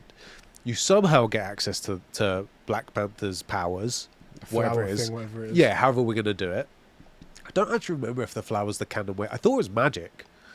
I mean, I know the flower is magic, but I thought there was a magic component. Anyway, somehow you end up with access to that. And you work your way up from, it's kind of in a Spider-Man way. Like, you're just trying to fix things in, like, your area of Wakanda. And also, by the way, I would do the traversal similar to Spider-Man, except because we'll assume he gets access to like an older suit. The suit, yeah. So he can have the claws to climb up, and then instead of swinging, you can just jump between buildings and claw run. Like, the Mantis Blade wall running they were talking about. Yeah. That. I would have that sort of traversal, and then you work your way through the politics. Like, the king said, or queen, or whatever says stuff. That's what I want to play. We keep it in Wakanda, because the problem is if you go outside of Wakanda, are you going to Africa? No, because they'll never let you see the rest of Africa. Yeah. And are you going to go to America? Then why are we doing an African story? So we keep it in Wakanda. Maybe you can have some external threat, like maybe this king's selling off vibranium to people he shouldn't be. Yeah. That's your story. I fuck with that game. That game I want to play with. I wanna see you go into all the different tribes. I forget what they were called, but you had like the gorilla tribe and the rhino tribe. And I want to see that. That I'm all about. I'd play that game. EA, we know you're listening. No, you're not. You're not listening. You're not listening to anyone in the community. You're not listening. Somehow they'll end up in America, or they'll do what they always do. And this is one of my problems with the movie for Black Panther is they just jet set to keep you engaged. So you see all these engaging different locations to make you forget that there's no story here. Yeah. Not high hopes. Not high hopes there, Diogo. If you guys have any hopes, let us know in the comments section. I want it to be good, though. Like, damn. Yeah. Damn, I want it to be good. Should we move on to our next comment? Yeah, sorry, I didn't mean to rant about Black Panther. But he's a hero I actually really like. It's passion. It's good. Don't worry about it. And I always feel like he gets done so dirty. Like, he was hardly in Winter Soldier. Yeah. He was hardly in the MCU at all. Yeah. And Chadwick Boseman was so good. So good. And then he got his film, and it was just kind of a money grab. Stained by things, yeah, like, there could have been so much more to it, and they had a lot of things right about it. Yeah. Do you know, have you ever... I hate saying this because it's not a nice thing to see, but looking back at... Because now we know Chadwick Boseman was suffering from bowel cancer for all the time that he was going through press tours and stuff like that. What a legend as well, though. Fucking soldiered all the way through it, right? Now sometimes you see him... There are videos that have surfaced of him in, like, press tours where they're doing interviews. Oh, and he's falling asleep and stuff. And there's a couple of cast members and he's just drained. He's just out. And like... I think it's like Don Cheadle's like, where it's like, you okay, bro? And he's like, yeah, I'm cool. He just takes a sip of water and he goes, they didn't know either. That's under the thing, surface, what was going on. So, fucking legend. The guy's incredible. Anyway, our next comment. Yeah. From Huran. He says, congratulations on reaching 100 episodes. What are your thoughts on the KFC console? Is it ever going to happen? Is this real? Because they made a real Twitter. They actually say stuff. It seems like a joke, but then every now and again they come out with I've seen them sponsor stuff. So I don't get it. It could be funny just as a meme. I'd probably get one. Yeah, at least make 100 of them. Make 100 of them for jokes. Maybe like limited edition fucking shit. Yeah. Sell them to people and then I have the KFC console. Done. You sell it with... Here's the thing. I'm always talking about like NFTs making their way into the gaming space. You sell it with a lifetime, with an NFT. It's the only way to actually sell the console. You sell it with an NFT for like 10% off KFC. Yeah. Done. Right? Boom. I think it'll be quite funny. I think they should definitely do it. Whether they will or not, who knows? Yeah. BS Bro number 2, Brendan Fraser simp. Everyone's a Brendan Fraser Mate, simp. how come could you on. not be? Let's be honest. He was in the Hollywood extravaganza that was The Mummy. Exactly. George of the Jungle.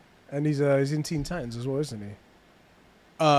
Doom Patrol. Doom Patrol, that's it. That's what it was. DC Yeah. project. wasn't it? Doom Patrol's really weird, Yeah. but it was really good. But very He goes, weird. 100, let's go! And my phone's Let's ringing for something. Don't worry about it. Since God of War got a release date, can we get has the Star Trek game that nobody but Alpha cares about got a release date yet? But then again, literally no one but Alpha cares. Enough about that game, so it's kind of pointless, other than laughing at Alpha. Oh, fuck. T is rinsing you. Savage. He's like, you know, on the back of shampoo bottles where it says lather, rinse, and repeat? That's what he's doing to you. Just rinsing you right That's now. it. That's good. Also, no recording because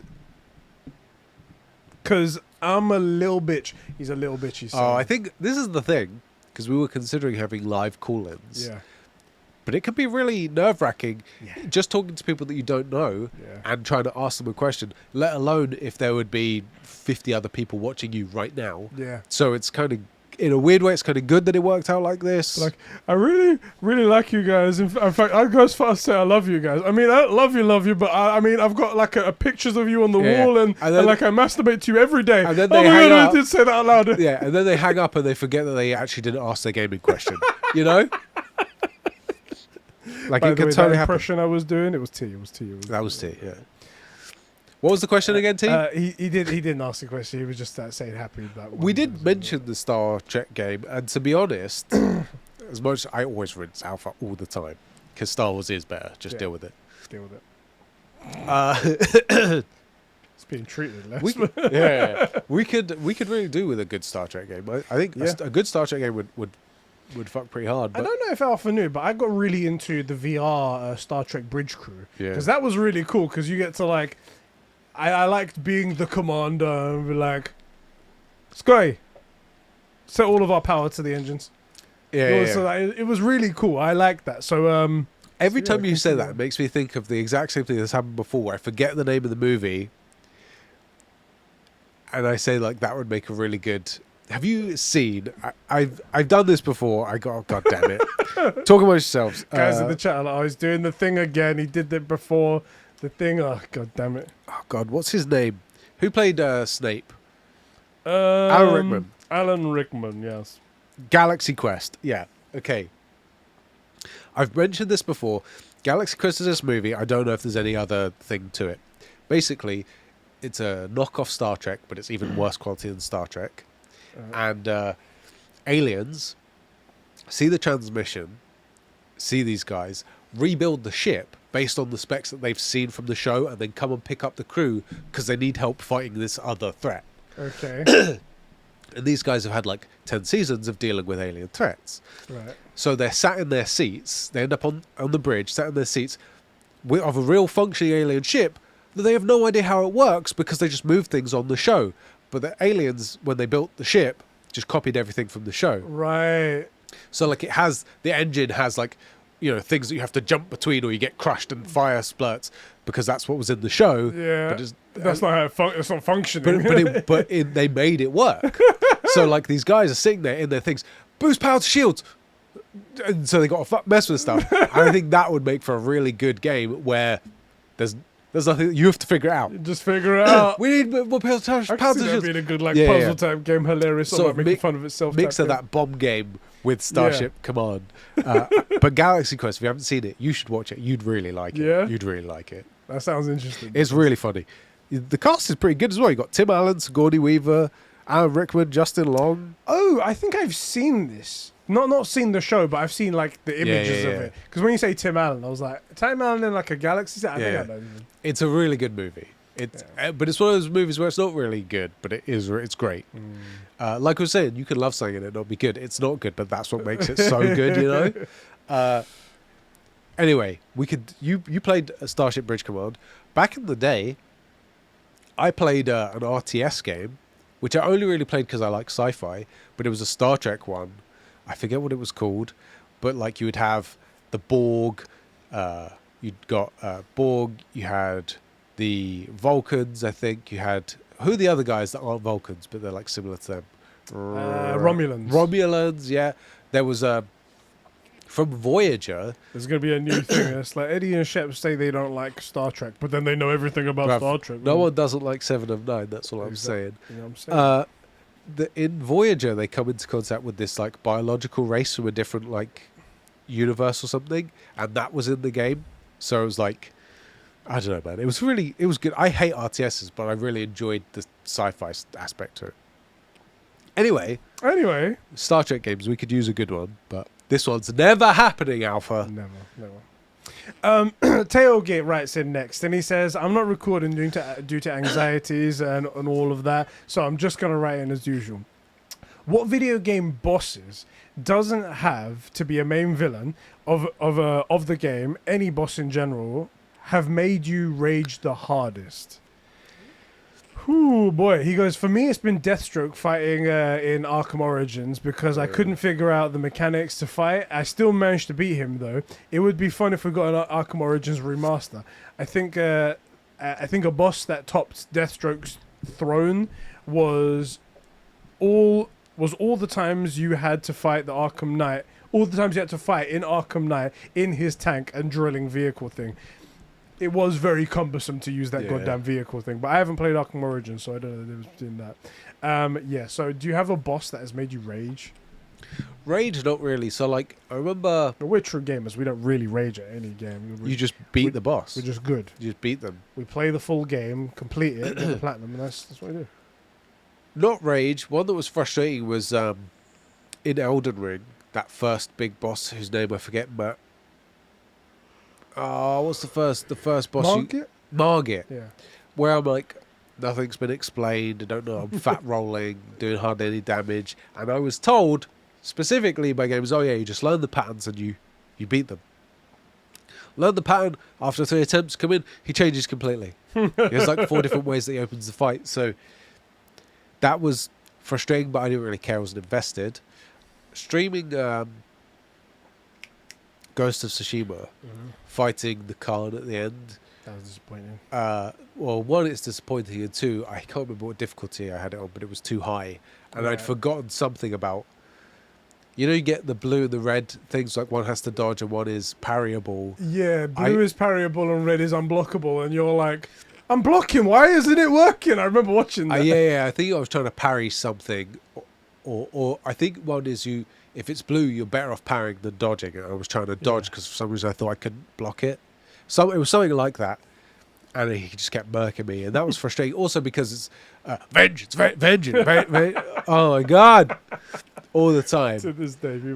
And the worst thing about it is the fight's overall so boring. So I was getting wrecked with this really uninteresting fight. So I guess that. I don't really think I have anything that I'm just like... raging at. What about you? I have to say I haven't really raged at an enemy boss in a while. However, I did have a rage moment in God of War 1. Yeah. There's a Minotaur that you fight. Yeah. Who's like shielded and everything. I have to fire these like big wooden spikes at him. But it was a glitch. There was something wrong. So in my speed run, if we're talking glitches. In my speed run, because you have to finish the game in less than 5 hours, which is very easy to do. Did it in like 3. I have this outfit on which makes me look like a cow, and instead of the Blades of Chaos, I have 2 milk jugs, but it gives you infinite magic.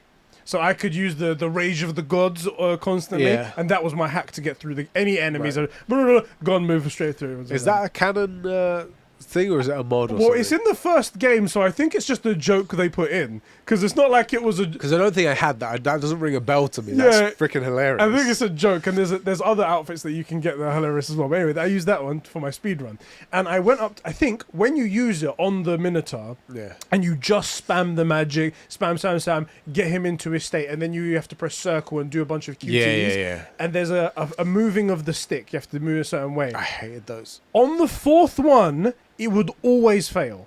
And I was like, okay, I did it wrong once.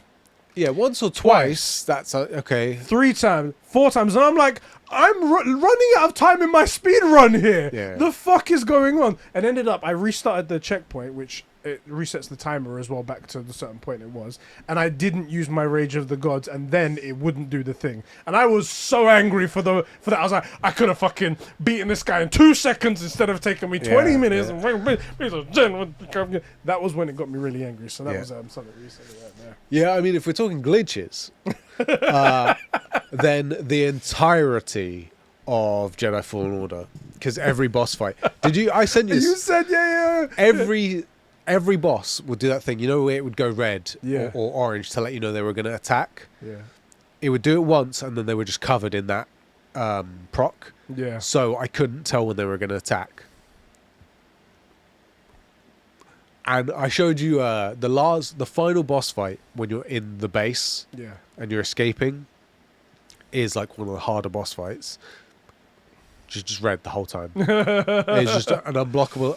It's like fighting Darth Vader. It's just not gonna be good. But right, exactly. That is frustrating. But I'm with you. Like in normal gaming, I don't really get super worked up. Not anymore, anyway, because of 2 things. One, things like Sean and Margit in those roguelike games. I wasn't invested in them anyway, so it wasn't frustrating to me to not be able to get past them. Yeah. And 2, generally, I don't like games that are super frustrating. So if that happens in a game like that, like with Sean, I gave it a couple of attempts. I was like, you know what? I'm not having fun. I just turned it off. And went saying that I did want to play, you know? And usually, like, unironically, all jokes aside, like, we're not bad at games. No. So... You know. Okay. There's a. I'd be curious to hear your list though. Anybody writing in of like things that might made be a you good like question. actually rage. There's any rage-inducing bosses out there. I remember one Call of Duty campaign actually where the boss guy was a juggernaut, and I remember something like that. And like there was something about it where I can't remember, but it was just frustrating because you think. Throughout the game, you had the ability some here and there to go as a juggernaut, and you're not invulnerable. And then you fight a guy, and the guy's got like 1,000 health more than you ever would have had, and has like a riot shield, and grenades don't work. That was frustrating. I was gonna say that actually reminded me of the I said I was playing Uncharted 4 on ground crushing difficulty. And I got to that one point that was like 6 seconds. That was the last part of the game, and then it was the end. And I couldn't pass because there was these 2 guys that were like juggernauts essentially. They had all this armor on. They had these miniguns, and I had barely any weapons that I could use, and grenades would barely a dent on them, and that would be frustrating. But it was only. Like, I would have been okay with that. However, the extra frustration was just knowing that when I turned it down 1 step and I lost the ability to have that trophy, and then the game ended right after, and I was like, you know what? Yeah. Oh, all right, okay, all right. It's one of right, exactly. It's one of those things, isn't it, where like I don't mind difficulty. What I mind is if you end up chained into an event where whatever you had on you when it started is what you got and you don't have enough.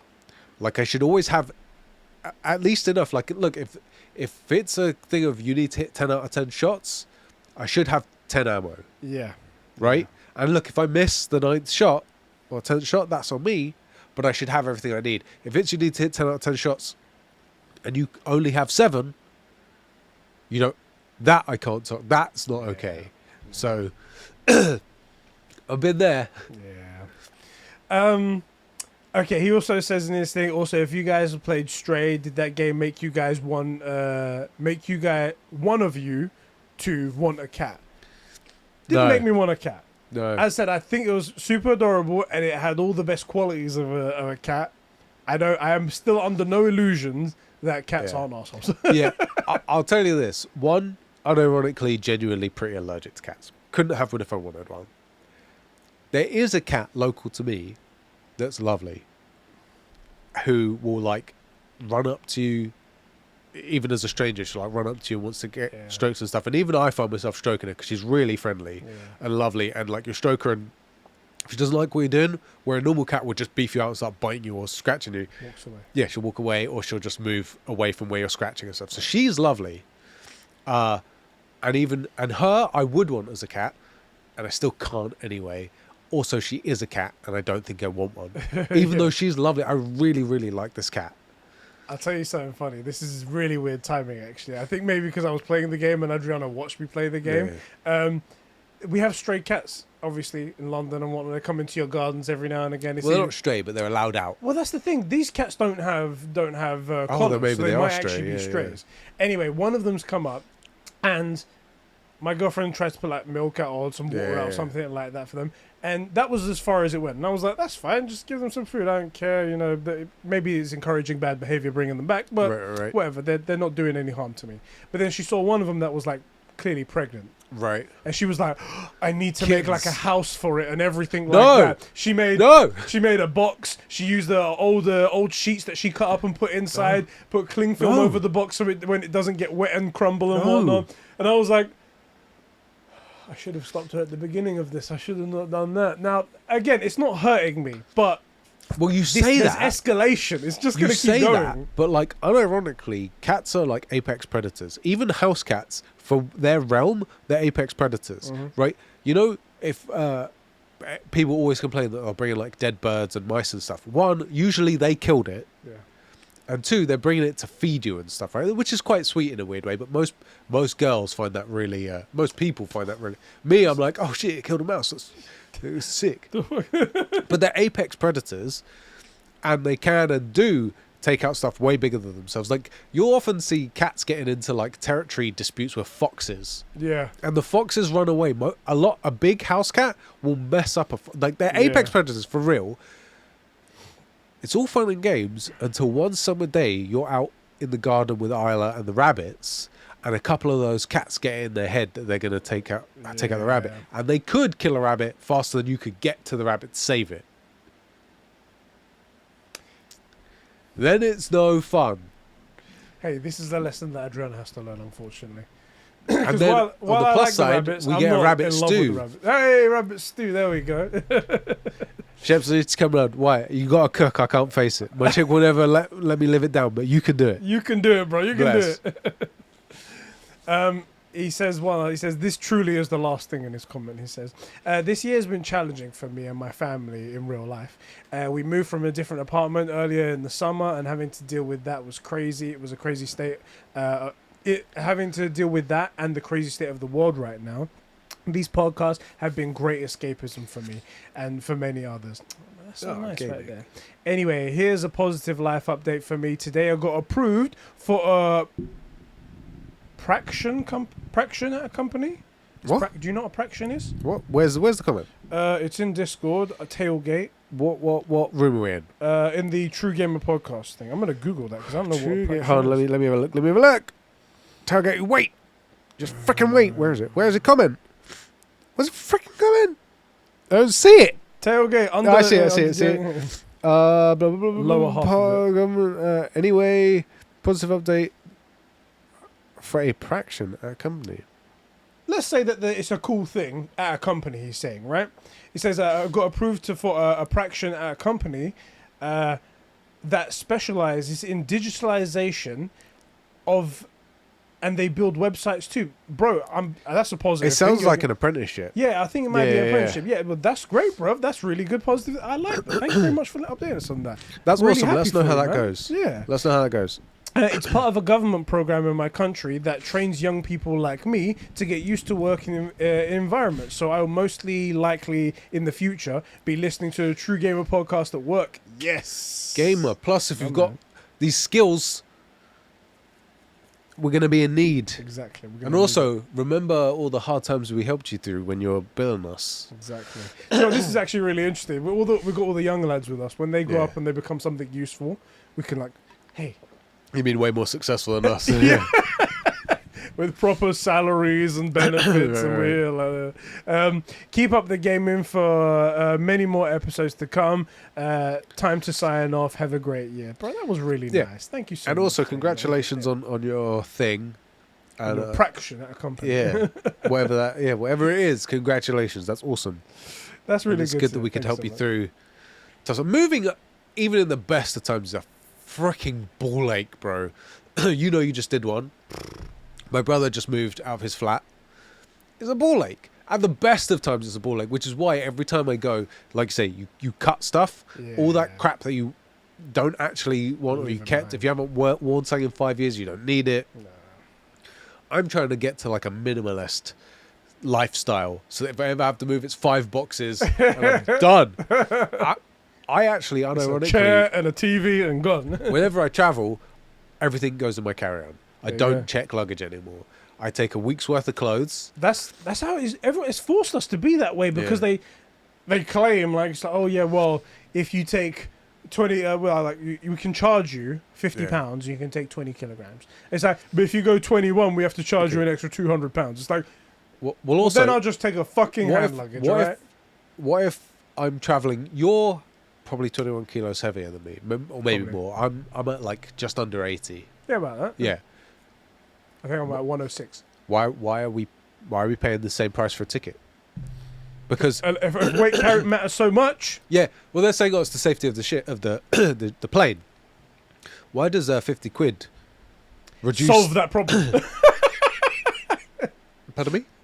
I don't get it. It sounds so shady, doesn't it? Well, it's like, but if Benjamin Franklin was to help me out in this situation, right. If you want to just slide that under the it's ridiculous. It's so weird. It's ridiculous. Frick those guys. But so I don't check luggage. I've never had a bag not arrive with me, but I've seen it happen to people and it's happened to friends and stuff, and I'm just like, that sounds just super anxiety inducing. But I lost my BB guns that time.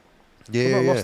They just didn't know where the fuck they were. I couldn't get information. The fuck. And like, whenever I've been on holiday, I find that usually I end up wearing the same few things over and washing them over and over again. And I'll like keep stuff, like if we were ever planning to go somewhere nice, I would keep that and not wear it. So I had it, and then we end up not wearing it anyway. So I'm just like, I can take. You need 5. If you go for a week, you need 5 pairs of underwear. And socks and stuff, and then the rest you need 2 of everything: 2 trousers or shorts, 2 t-shirts. Done. And the shoes that you're wearing, everything else you wear on, and your entertainment and phone charger stuff, and you're done. That's it. It's everything. And worst comes to worst, the places that you go, if an emergency happens, there are dry cleaning places there. There's a fucking washing machine somewhere. Yeah. Worst comes to worst, you can use it. Yeah. And they're like, oh, what about your like toiletries and shampoo? You got to check it. Like, they have shampoo in America. Other countries don't have shampoo. Yeah. Like, oh, you're going to Spain? Country. Yeah, they actually have soap there. It's crazy. What about France? They also... Yeah. They don't use it, but... It's like every time someone said, well, what about your shampoo? I've always wanted to say, well, like, what about your toilet? You packing your toilet paper as well? No, you're going to get it there. What about your toothbrush and toothpaste? They have them there. They have them there too. Literally everywhere. Oh, like you're going somewhere exotic, like you're going to India. Guess where they make that toothbrush, bruv? There, like they got them. You brought the toothbrush that you use back to them. You know, they're like, hey, that's ours. We make that right here. It says like product of China. Yeah, exactly. I don't need to. I'm going to China. How much did you pay for that? $10. Fuck, we have a 50p over here. Now, in fairness, if I was going on holiday to like North Korea, okay, I'm probably gonna bring some other stuff. Possible. But I'm smart enough. You know, if I'm in North Korea, I've got a black bag over my head and I'm handcuffed. You know, like I didn't go there on purpose. Yeah, this was against my will. Right. So no. All right. Next one. Yes. Do you want to read out Isak Manny's one? Isak says, first of all, congratulations on 100 episodes. Thank you, gamer. Second of all, just wanted to seriously thank you, but who are these dickheads? They got the right Discord. I don't know. These people are being way too nice. Just wanted to seriously thank you both for simply making this community and the content that you create. This is obviously not talking about us. I don't know who this is to, but this is a nice message for them. Yeah. It's actually helped me get through some tough times where I felt like I was on the verge of losing my mind, and I don't know if I would have made it through the past 2 years in One Piece. Hey, One Piece! Back to manga talk, boys. It's anime time. He's trying to deliver a heartfelt message, and you're like, "Wait, man, anime, wait." I don't know if I made it in One Piece. See, this is the difference. At least you can keep on task, innit? I'm all tangents. In One Piece, without this community, I've met more people through this community than ever before, and quite a few of them I'm more than happy to call my friends. So once again, thank you, Eddie, and thank you, Sheps. Anyway, what is your opinion on the Ouya, and why is it the best television console to play on the television? First things first, he's actually in the UK at the moment. Gaming. I was like, I wish he had planned his trip closer to EGX so he could come. Isn't it? Well, is it not a school trip or something? I don't know. Is it a school trip I don't know. or something like that? Because I don't know. I didn't know they had schools in Iceland. They don't. I didn't know they had toilet paper or toiletries over there. Or toothbrushes, soap. No, Exactly. I think he's in Viking school, isn't it? So they sailed here, and they'll sail back. Yeah. Exactly. When If the you hear- tide is right. Yeah, when you hear the yearly Icelandic field trip stories of like them burning down villages in Norfolk, Yeah. it's Isak. I watched so yesterday Adriana went to a Lady Gaga concert with her mother. Yeah, And I was like, guys, the girlfriend's away. Give me your best responses of what you think I'm going to be doing tonight. And everyone's like, masturbating, putting your feet up on the sofa with your socks on the side table. Yeah. Or like, toilet seat is always up and stuff like Yeah. that. And I was like, all of you guys are idiots. I'm clearly watching Zack Snyder's Justice League. That's obviously what's going to happen. Yeah. And when Did you you started show saying, Isla? she was sleeping. She was sleeping. Hey, wake up! No, stop! There's something really important I have to show you. I know you're only 2, but We need to get you on the right path now. When you said the Icelandic thing, when you talking all about that, it reminded me of the scene of the women that was singing the Icelandic song. That's totally weird. And just like, it's like, "Ja, Salaman, Salaman." Salaman." It's like, what's going on? I imagined he was sailing here singing that song. yeah. That's it. Anyway, the Ouya, clearly the best console I mean, this is for your television ever. the only one that could possibly dethrone it. Really, is the KFC, Exactly. the KF console, we should call it. It has the best shot. And Yeah. even then, maybe, Probably not, but to be honest, I mean, it's open platform. Anyone can develop for it. It's that's right. everything you want in a console. It's perfect. It's perfect. Talking of like open stuff, I retweeted it. I don't know if you've seen it. Someone made a Spyro mod for Stray. Yes! Now, The coolest thing ever. amazing. The one thing that bugs me is that instead of the meow, it doesn't do flames. Oh, That would have man. been sick. Yeah. You know, I bet the guy's working on it. After seeing hope obviously so. that much traction, he's like, I'm going to improve on this. that's That the was one. so cool. That's the one cool thing about PC, because obviously it's a terrible platform to do anything on. But the fact that they can do stuff like that. Yeah. But then, the guy's probably spent the rest of his life making like porn mods for Skyrim. You know, Yeah, and it's yeah. boring. He took a break out of his porn mods to do that. Right. And one thing that was good, right? BS Bro #1 hashtag renew the Orville. Have you seen Orville? I haven't seen it, but it's basically Star Trek, isn't it? Yeah. I don't even have to look. It's Alpha. I think it's like that show that Yeah. he was talking about, but more modern, Galaxy Quest, obviously. yeah. And Seth MacFarlane, he made Yeah, I Family heard Guy, that it which was I like, really the first season was kind of made sort of as a joke, and then it got renewed, and now they actually are taking it seriously. That's what I heard. Could be fun. I've seen clips of it, and it kind of looks interesting. If you liked, what was it, 1,000 Ways to Die in the West? Yeah, it's so It's stupid. Same sort of energy Right. of that. That's what it is. So I might have to Yeah. check that out. So it's come to this. You found a loophole. Can't really do an essay in an audio log. Aha! I'm giving you nothing. Proceeds to give an actual comment. yeah, I think he wrote that first of all, and then he edited afterwards. I don't know if that's true, but 100 already. No, hold on a minute. You know, you always beefing me out about going on tangents, but I'm not. That's a first sentence, 2 words, 100 already. For other people, it's 100 already. For you, who went back and watched all of them since you joined the community, a year ago, it's 100. So, like, goddamn, Yeah. Alpha. Goddamn, very impressive. Might want to slow down there a bit, lads. No. Everybody else had to wait 2 or 3 years for 100 episodes. Exactly. You watch them all in like 5 months. Count all the board games you've ever played. oh, for Add fuck's all the sake. physical games you've ever played. The word games and mind games to that. Add all the mobile games, flash games, portable games, computer games, console games, and all the others. Can you even count them all? I have no idea how many games I've played in my life. No, sorry, we're not No doing idea. that. I was like, yeah, no, I already lost count. I got to 4, and that's where my counting Can't count maxes more out. than Yeah. that, It's true. Games are great. Give your ideal gaming setup. My ideal gaming setup. You know what? I've always liked those gaming setups I see on Twitter or Instagram or something like that. The ones that have the big TV and they have those like quadrant sort of things like that, and each one has its own console and it has its own light color for So like, it or something rather like that. than playing one game across three monitors, you're like, PlayStation, PC. It's all like plugged into one switcher. Yeah. And they all got like the PlayStation has a blue light behind it, the Xbox has a green light behind it, the Nintendo has a red, and like PC would be RGB obviously because it gives it more FPS. Constant rainbows. Exactly, and I like those ones. That's my ideal setup. I've seen one person who's done that, but then they kind of ruined it by buying about 1,000 pop vinyls and putting it all over the place. No. It looks like if you were to, like, in a museum where there's fine china. Yeah. And you just nudge it and then everything fucking breaks. Yeah. That looks like hell. I'm sorry I can't do it, but I've always admired those. I've seen those things as well, where it's kind of like this person obviously has ADHD, and if they're not continuously stimulated, they'll just. For me, I sort of think to myself, I'd like one of those scorpion chairs, where like it's like fully decked out and stuff comes up over you and stuff. But honestly, I don't think I would game like that. I like casual gaming. That's why I love consoles. You're a casual gamer. Exactly.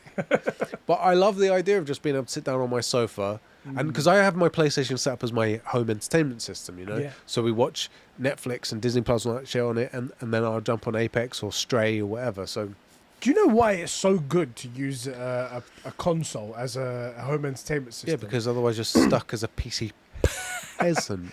It's because it's so overkill. Yeah. Like the PlayStation 5 has so much power, it can do such Oh, amazing yeah. things, and then you use it to run Netflix, right? Yes. And it does it so quickly and so instantly, and everything's just so snappy. Like my TV is getting on a little bit, but the apps on it are so fucking slow. Yeah. Searching for Yeah. something, it's a ball ache. And then sometimes I'm like, fuck it, I'm using the PlayStation to do this. It's hooked up, why don't I do it? Yeah, I And I'm don't just like, even bother with the TV. Yeah. done. Everything's there. Sometimes I on Netflix, you hit the button, it goes, and then loads. Yeah. With thing, it's just there Da-dum. before it's done. I'm like, Yeah. yo, it's amazing. They're so much better. I'm the exact same way. Yeah. And unironically, I like that. Yeah. But if I had the space, I probably would have like a man cave game. Here's the thing: when you're gaming, you set up downstairs, don't you? Most of the time. It's because of the Even OLED. Exactly. Even though you got this. I have an issue. So this is a problem I was going to bring up actually on the Trigger podcast, Yeah. maybe a bit later, but Ragnarok's coming. Yes. Ideally, I want to play my first time by myself on the OLED TV. I'm probably going to going be to a want lot to of play. Lady Gaga tickets. I was saying, I want. I'm probably gonna have to You're not spend gonna want- 3 days, maybe 4 days, back to back, continuously playing Yeah. it, meticulously enjoying I've- every single moment, savoring it. How am I gonna do that when the main area is where Isla plays and explores and Adriana I has got to your obviously- fix, blood.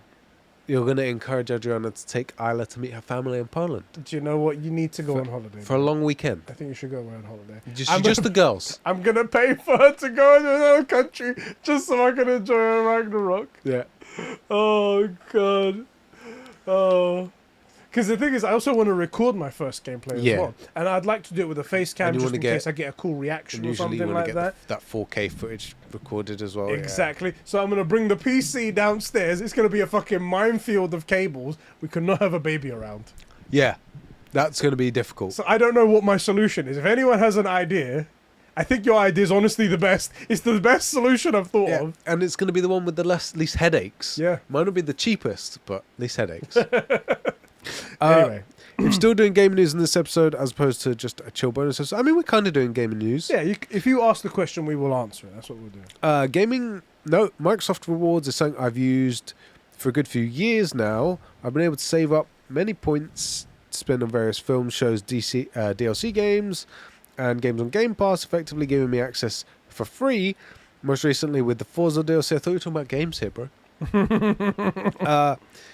All it takes is some Bing searches, some polls, quizzes, and achievements for free alongside some extra point earners through playing games through Game Pass, spending money in sales, etc. It usually takes about a year, I guess maybe a bit less, to earn enough for a standard price game. Families used to be able to share points between accounts, but this feature was removed. I believe I said that wasn't my current. Let me summarize. Microsoft Rewards program. You get points for playing games, buying games, and doing getting certain some stuff achievements and online. It's additional things that Microsoft have done to keep people in the ecosystem and things like that. And his real question is the next part. It turns out PlayStation is implementing a similar system like that. And he's saying that was one of the reasons why he really wanted to go with Xbox, because he had that service that he really liked. And now he might go for a PlayStation 5 because of that same reason. And I'll bring up the information. So PlayStation did announce this. He goes...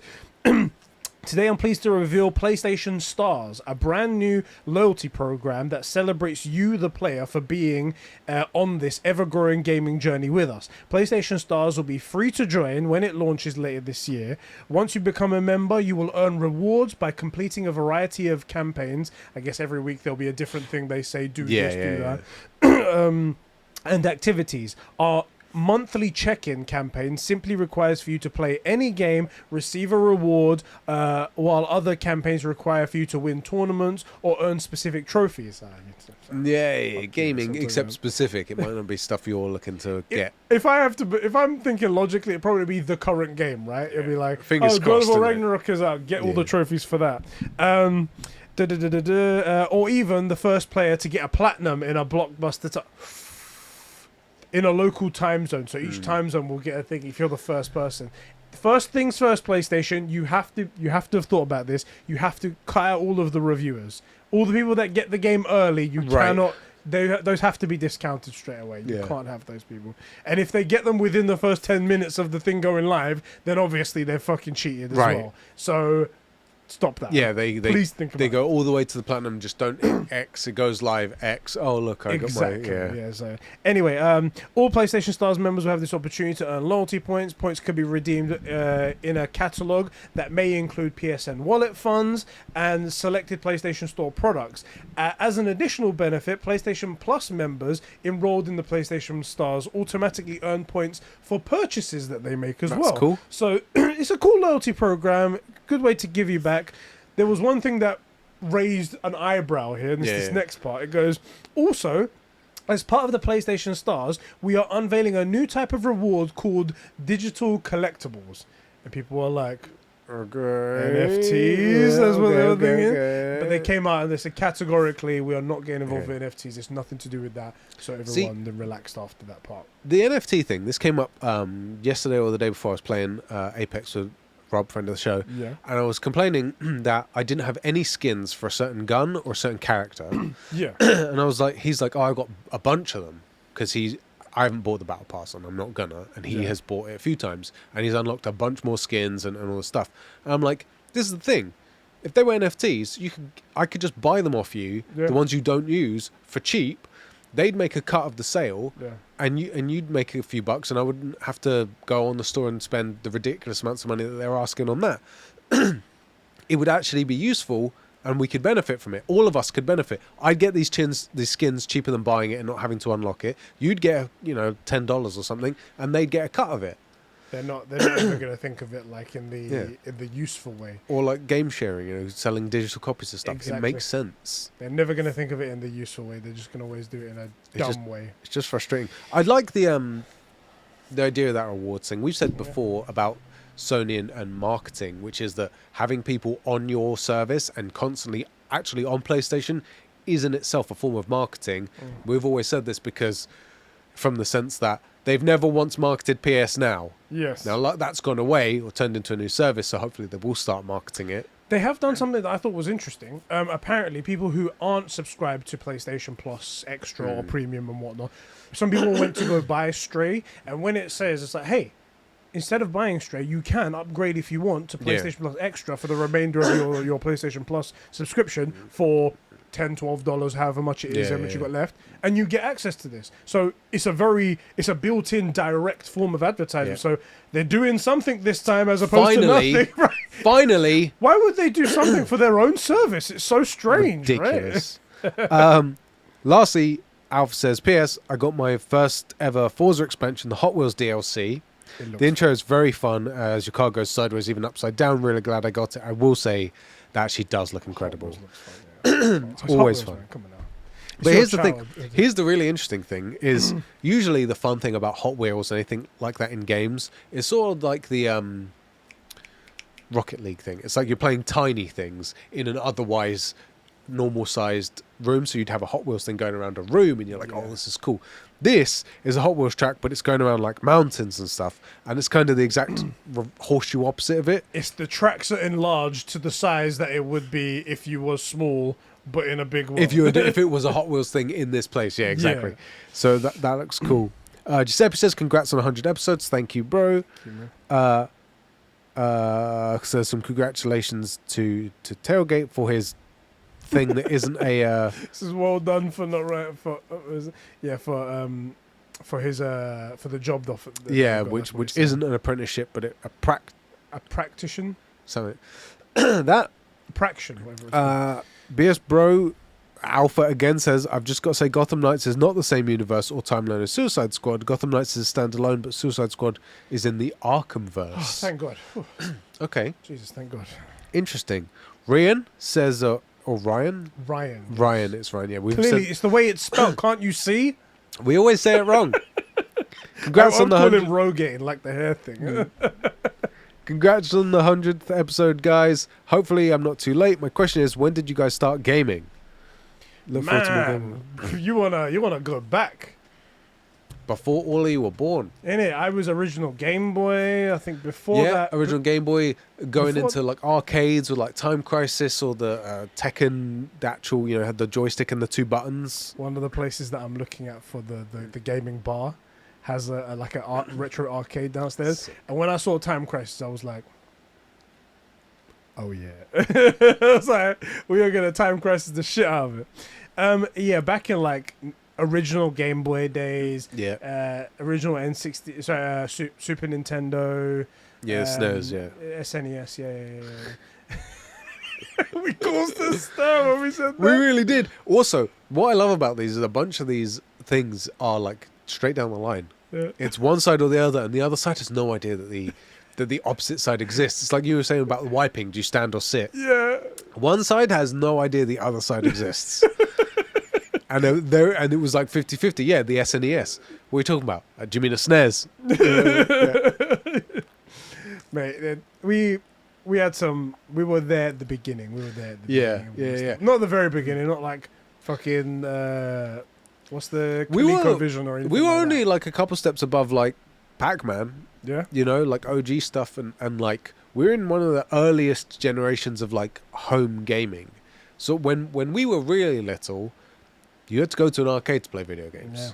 Yeah. I mean, we were too little to do it, but like we were kids-ish, somewhere around 6. Stranger Things was loosely based on our lives. That's what. It is Right. there, so, Yeah, so right around 96, right? We'd have been about 6-ish. That's when you have like the N64 and stuff comes out. I didn't get a console until like probably 98. Yeah. So I was still having to go to like arcades. As a kid, like, Mum, can we go to the arcade? Yeah. So, like, yeah, we were in the thick of it, boys. Think of it, boys.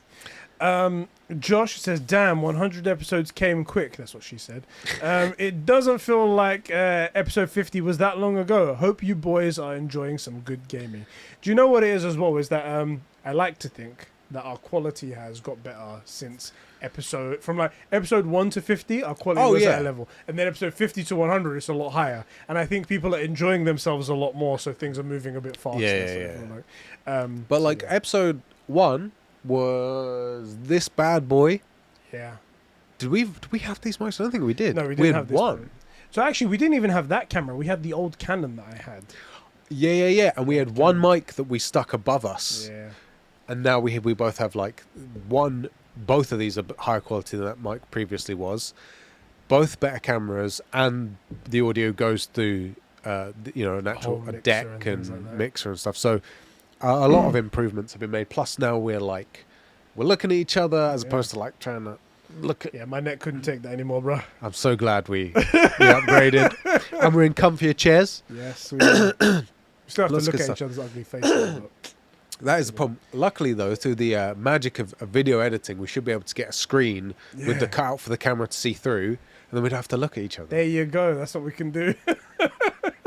We'll get ourselves in isolated boxes That's so we right. don't have to actually look at each other. Can't wait for tomorrow's announcement saying this got delayed. I tricked you guys in there. Do you mind if I read Adam's one? Go for it, man. Adam writes in and he says, 100... Start again. 100 episodes. That's insane. Congrats, guys. It's been amazing seeing the journey from the podcast, and I'd probably even say that it's my favorite podcast. Oh shit!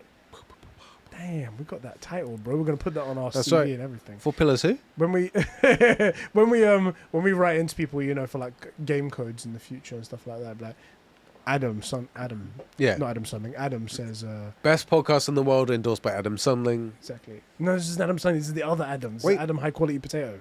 Is it? Never mind. Fricked Adam Sundling. I don't know his last name. Fuck Adam something. Yeah, different Adam. Sorry, boys. You bros are some of the most hilarious people ever, and listening to the podcast every week, either while gaming, doing chores, or at work, when I'm allowed to use my AirPods, this podcast always gives me so many laughs, and also became a gateway into a community that has grown beyond the podcast, having some of the funniest and nicest people. So thank you, bros, once again, and congratulations on episode 100, bro. Gaming. Fucking kind of things, man. Well, probably not anymore because I got the wrong Adam. Yeah, well, you fucking. He's like, Frick these guys. no, really, thank you so much for the kind words there, bro. That's really cool. He says, so now that I'm done being nice to That you was guys, fast. don't get used to it, he says. Here's my question to you. I saw PlayStation announcement of the Backbone 1, and it really surprised me, as I didn't even know PlayStation had remote play gaming. Made me think, what are your thoughts on the controller and remote play in general? As I don't know much about it, I can't say much, but it seems strange to me that Sony aren't making another PSP instead, considering the success of the Switch and now the Steam Deck, proving that there is indeed still a great interest in portable gaming. Right? Facts. Well, I mean, we've been crying The about... Vita died for this thing. I constantly say I want a PSP. Or P2P. Whatever, it's something portable, right? And especially now because technology is so much better. Yeah. Like, granted, I can tell you, the PS Vita, it was limited in its Yes, it was. technology, but now we can get like a PlayStation 4 in like a handheld design, Yeah. and it'd be just as powerful. The Steam Yeah. Deck proved that. Yeah. Anyway, continuing his thing, especially since they are making a new VR, it baffles me that they are not doing the same for the PSP, considering it would likely sell even more than a PlayStation VR 2. Facts. I love PlayStation. Yes, it would. I love VR, but it's definitely way more niche than a Way portable more niche. console. Way more niche. So the Switch is like the second or third most popular. It's going to Thing I'm telling you, Switch is out going to outsell PS2. PS2 is the highest selling console ever. It's going to outsell that in the long run. Yeah. Yeah, no, absolutely will. Also because somehow they've managed to keep the same generation going for 7 years or something. And tease people with a higher powered console, Yeah, and but then then not not do it. deliver it and then still sell. I don't get Nintendo. It's Nintendo, isn't it? crazy. That's why we always say we don't talk about Nintendo on the console wars, because none of the rules apply. Yeah, the rules don't apply to them. Logic doesn't apply to them. Which seems way more niche for a product for a specific type of player, while the PSP will probably appeal to an average gamer. Well, anyway, have a nice one, lads. Once again, congrats on... it says congrats. Fucking typo. Loser. Idiot. Getting typo. Freaking idiot. I bet he doesn't even know his own last name. In it. Congrats on 100. So, have you seen the Backbone controller? No. I am going to get that up So, for you. because to answer the question, what are your thoughts on remote gaming? I hate remote gaming. I think it's ridiculous and stupid. And if I want a game, I sit down and, like, on my sofa, or I would come to my man cave if I had one, and play, which is totally different to portable gaming. Yes. They're just different things. Like, I probably wouldn't play my PSP at home, generally, because I'd be on my PlayStation, but I would play it like on the train into work, as an example. So I don't like remote gaming. I feel like it's an answer to a question no one's asking. There you go. So, I had know of Backbone, the company. They make this design. It's essentially an attachment that can go onto a phone, and it connects to the lightning port if you've got an iPhone or a USB-C, whatever is on your Android phone or something like that. And it uses power, and apparently it's very good. A lot of people rave about it. It's a nice shape and everything like that. It's fantastic.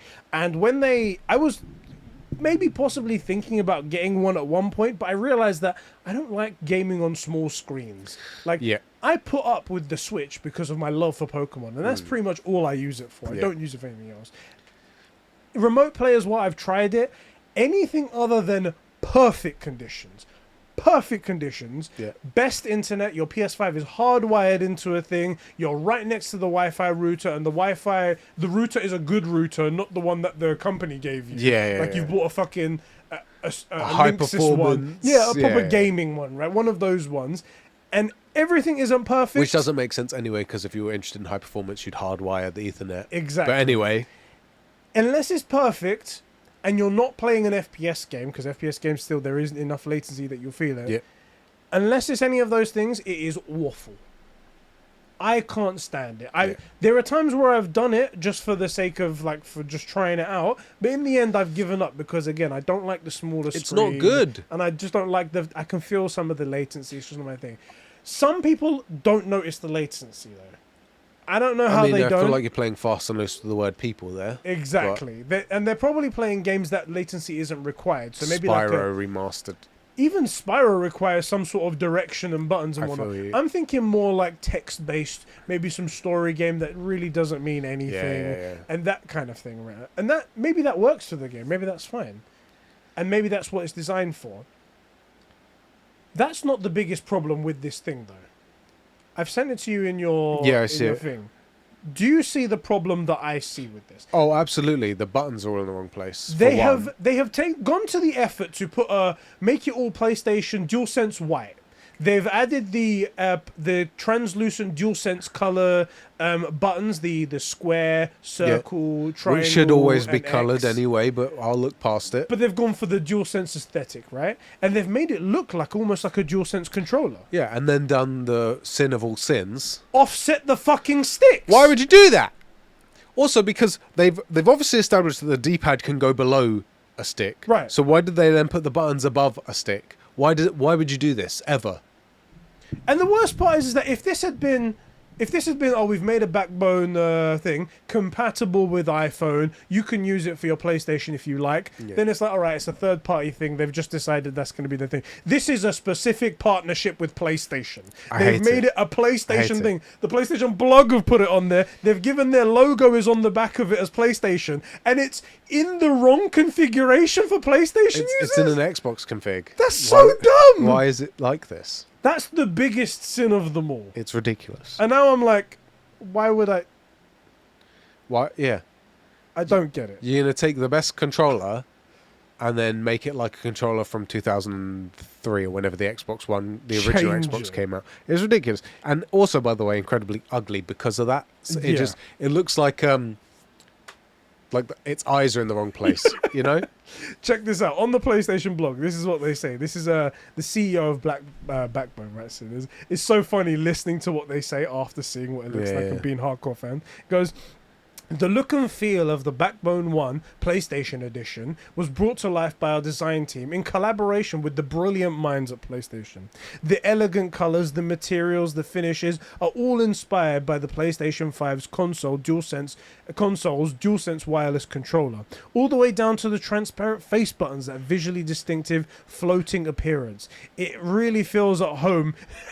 It really feels at home with the other products in the PS5 lineup, like the DualSense Pulse 3D headset, which you can connect directly to the Backbone. I love how they're saying like it fits so directly with it when it's like it doesn't. It obviously doesn't. It's very different. Also, where is the blue light in the promo material that is no longer there when you actually use it?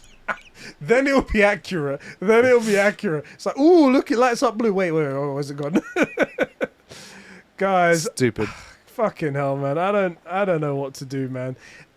As I said, I heard before that the Backbone is fantastic. And for the people that just want to play those story games that latency doesn't matter and they can look past the offset sticks, I can't. You might enjoy it. I don't know why you would.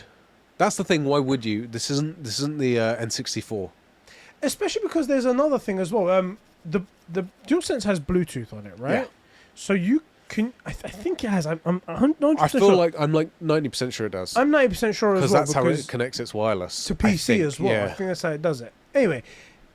Phones have Bluetooth, and I think you can connect to your phone via Bluetooth. So why wouldn't it be much better to get an attachment because there are attachments that you can put on your controller that hold your phone up like that. Then you get to use the actual controller, and it's a proper sized thing. And if there aren't you can 3D print that easily enough. I don't even have a 3D printer, but I could. You can. There are people on Fiverr that will. You send them your stuff, they'll make it for you. Our mate has Sav, or maybe his friend has one. Like, surely it can get done. It's anyway, not hard to do that. It looks okay-ish except for the fucking offset. I'd rather use my DualSense though.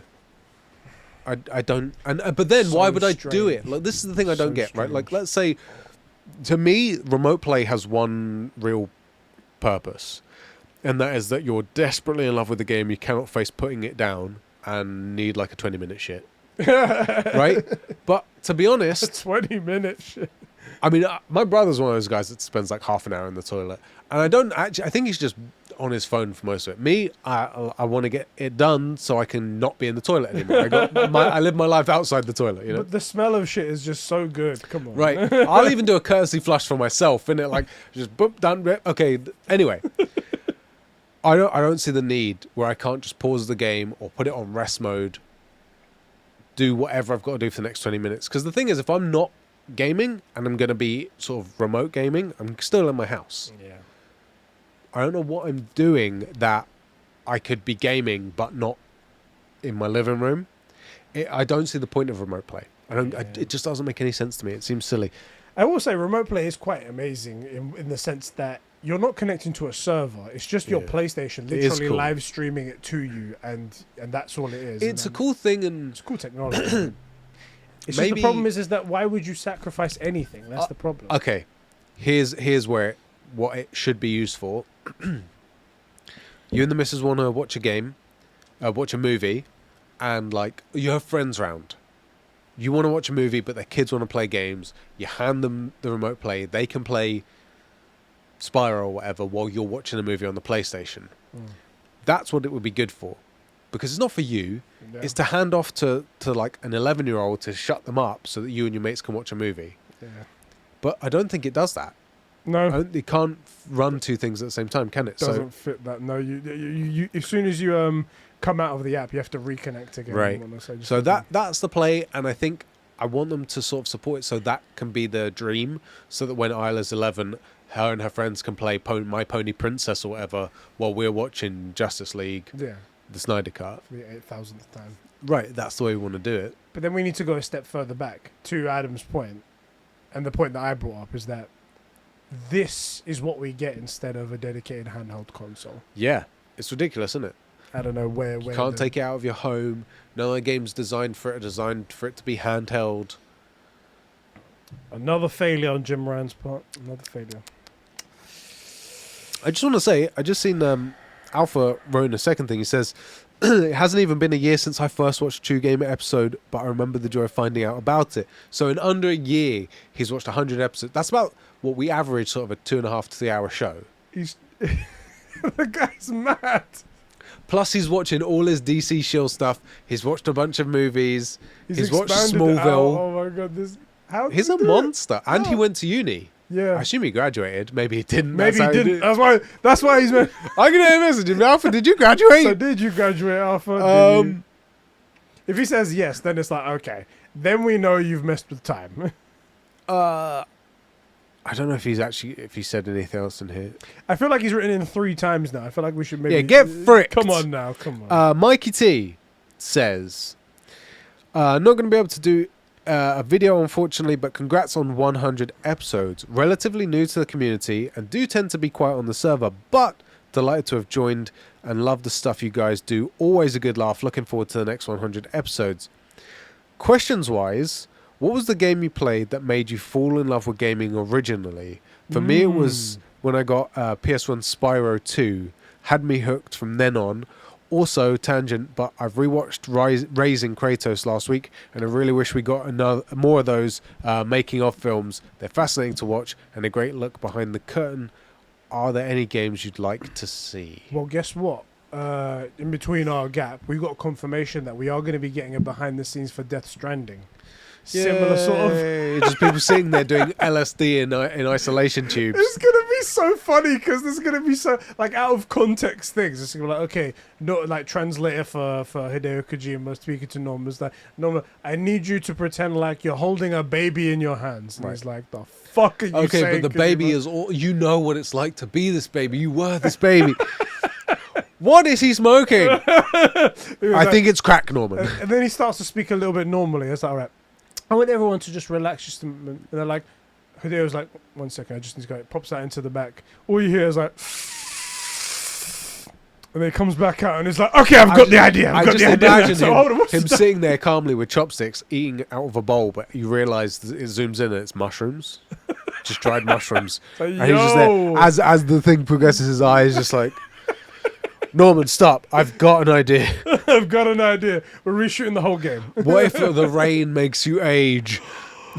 Brilliant. What was I the do game wish that they made do you... more of that. Though, The game 'cause that it made was you fall in interesting. love with gaming? So here's the thing. It's going to sound so weird because this is my earliest memory of like a game where I was like hooked and I had to carry on playing it. And it was Die Hard Trilogy for the PS1. Really? Not even a good game. It was Yeah, just, I liked it because it had references to the movies and it didn't look like the movies because it was a PS1 game. But there was enough of it that you was like, oh, this is the hallway in Nakatomi Plaza, clearly, or something like that. And I've got a machine gun. And I would play that just so I could get that hit. And I would get the feeling that I get now from games from it. So I have to say that, even though it's not very good and you're not going to be like, oh, let me go play that again.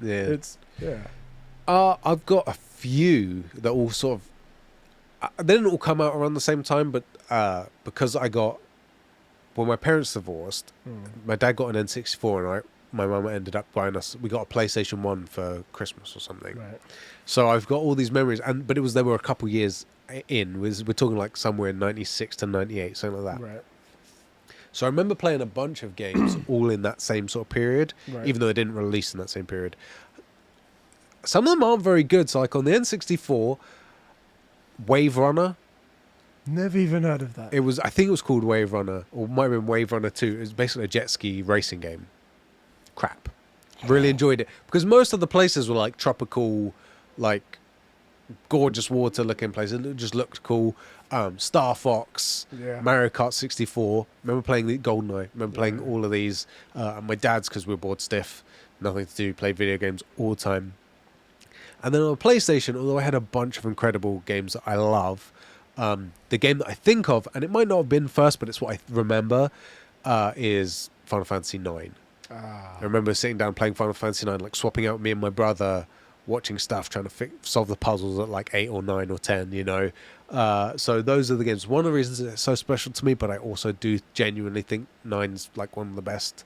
There are a bunch of great PS1 and PS2 games. Like I got incredibly fond memories of the Spider-Man games. That was PS2, I think. Soul Reaver, which I've mentioned a bunch of times. But yeah, I always think of those. Someone says like your earliest games, it's things like GoldenEye, Mario Kart, Final Fantasy IX. I have to say, my memory's not great in the best of times. Yeah. So I have to say, there's probably a lot of games around that time, like you mentioned, that are like Frogger and shit that you don't remember. GoldenEye, Banjo-Kazooie, Yes, Pokemon. Banjo-Kazooie. Exactly, Pokemon games were... I remember playing those. We always did the thing where we were playing it so much that the red light would come on when like your battery's going to run. And you're like, surely I've got another 10 minutes. And then 45 minutes go by and you lose your save. And you go back to and you're like, oh shit, I didn't save since Pallet Town. And you're fucking all the way back there again. But then you weren't so pissed because you get to play the game again. You're cool. So all of these memories have all sort of blurred into sort of same sort of area. Because we are also talking 20, 25 years ago sort of thing. I can't tell you what times they were and how far apart they were. But so many great memories that brought me into gaming. And I can't tell you which one of them exactly made me want to. But I remember having these really fond memories of, this is the feeling I get from gaming even now, having it for those games. Yeah. And I remember Mario Kart was one of my favorite ones because I had a friend who was a little bit older than me, and he had an N64. I'd go around to his house and we'd play multiplayer Mario Kart all the time, and it's that feeling that you get from gaming that I really enjoyed. And it's one of those things, like you say, I can't remember the exact game because we're talking quite a long time ago here, but there's a reason that we say, as much as we're movie buffs and we watch shows, I watch a bunch of shows, me and my chick, you know, gaming is the ultimate entertainment form. It's just the best way to do things, especially now. But even back in the day, it was one of the best ways to spend time, you know, even like on the PS1 and N64, because especially those days where nothing was really on demand, you didn't get to choose what you were watching, what was on TV, you know, like there's a bunch of stuff that you don't get to choose, but with games you did, so it was better then. And then by the time you did get options, we had better games, you know, so like it's just a better way to spend your time. And for the money, this is why I don't get when people cry, oh, The Last of Us 1 remake's gonna be $70. It's gonna be 20 to 30 hours of one of the best stories ever told, and it's not being told to you, you're experiencing it. God of War Ragnarok, or let's say God of War 2018. So it was $50, let's say it was 70. Yeah, but it's a 30 to 40 hour game of the best story ever told, and you're playing it. It's the best way to spend your time. Like, I know, don't think that this is because we're older and we have more disposable income, which is part of it, obviously, and stuff There's like that. something to it there, yeah. But if I had less money, I would be striving to make that money so I could get this stuff. Yeah. So I bought God of War when it first came out. Loved it so much. I bought that special version of it that I've got back here. When it came to PC, again, I went and bought it again because I loved it so much. I didn't think so much like I'm spending so much money is because this stuff gives me joy that like nothing else gives me joy. Movies give me some sort of happiness and whatnot, but video games are a whole different thing. And I do sometimes, I'm not nothing bad against anybody, but sometimes I'm like, man, do you not feel what I feel? Because I feel like I must feel something extra then that you don't feel then. Because gaming is so good that I would give everything to have it in my life and for it to continue, for it to be bolstered and for it to have even more money in it so more better things can come back to me. Yeah. That's how I see it. I mean, that's why we support PlayStation. Not because we're PlayStation ships, but because they're giving me exactly what I want. So I reward that. I reward that behavior. If I see something I like, I want it to continue.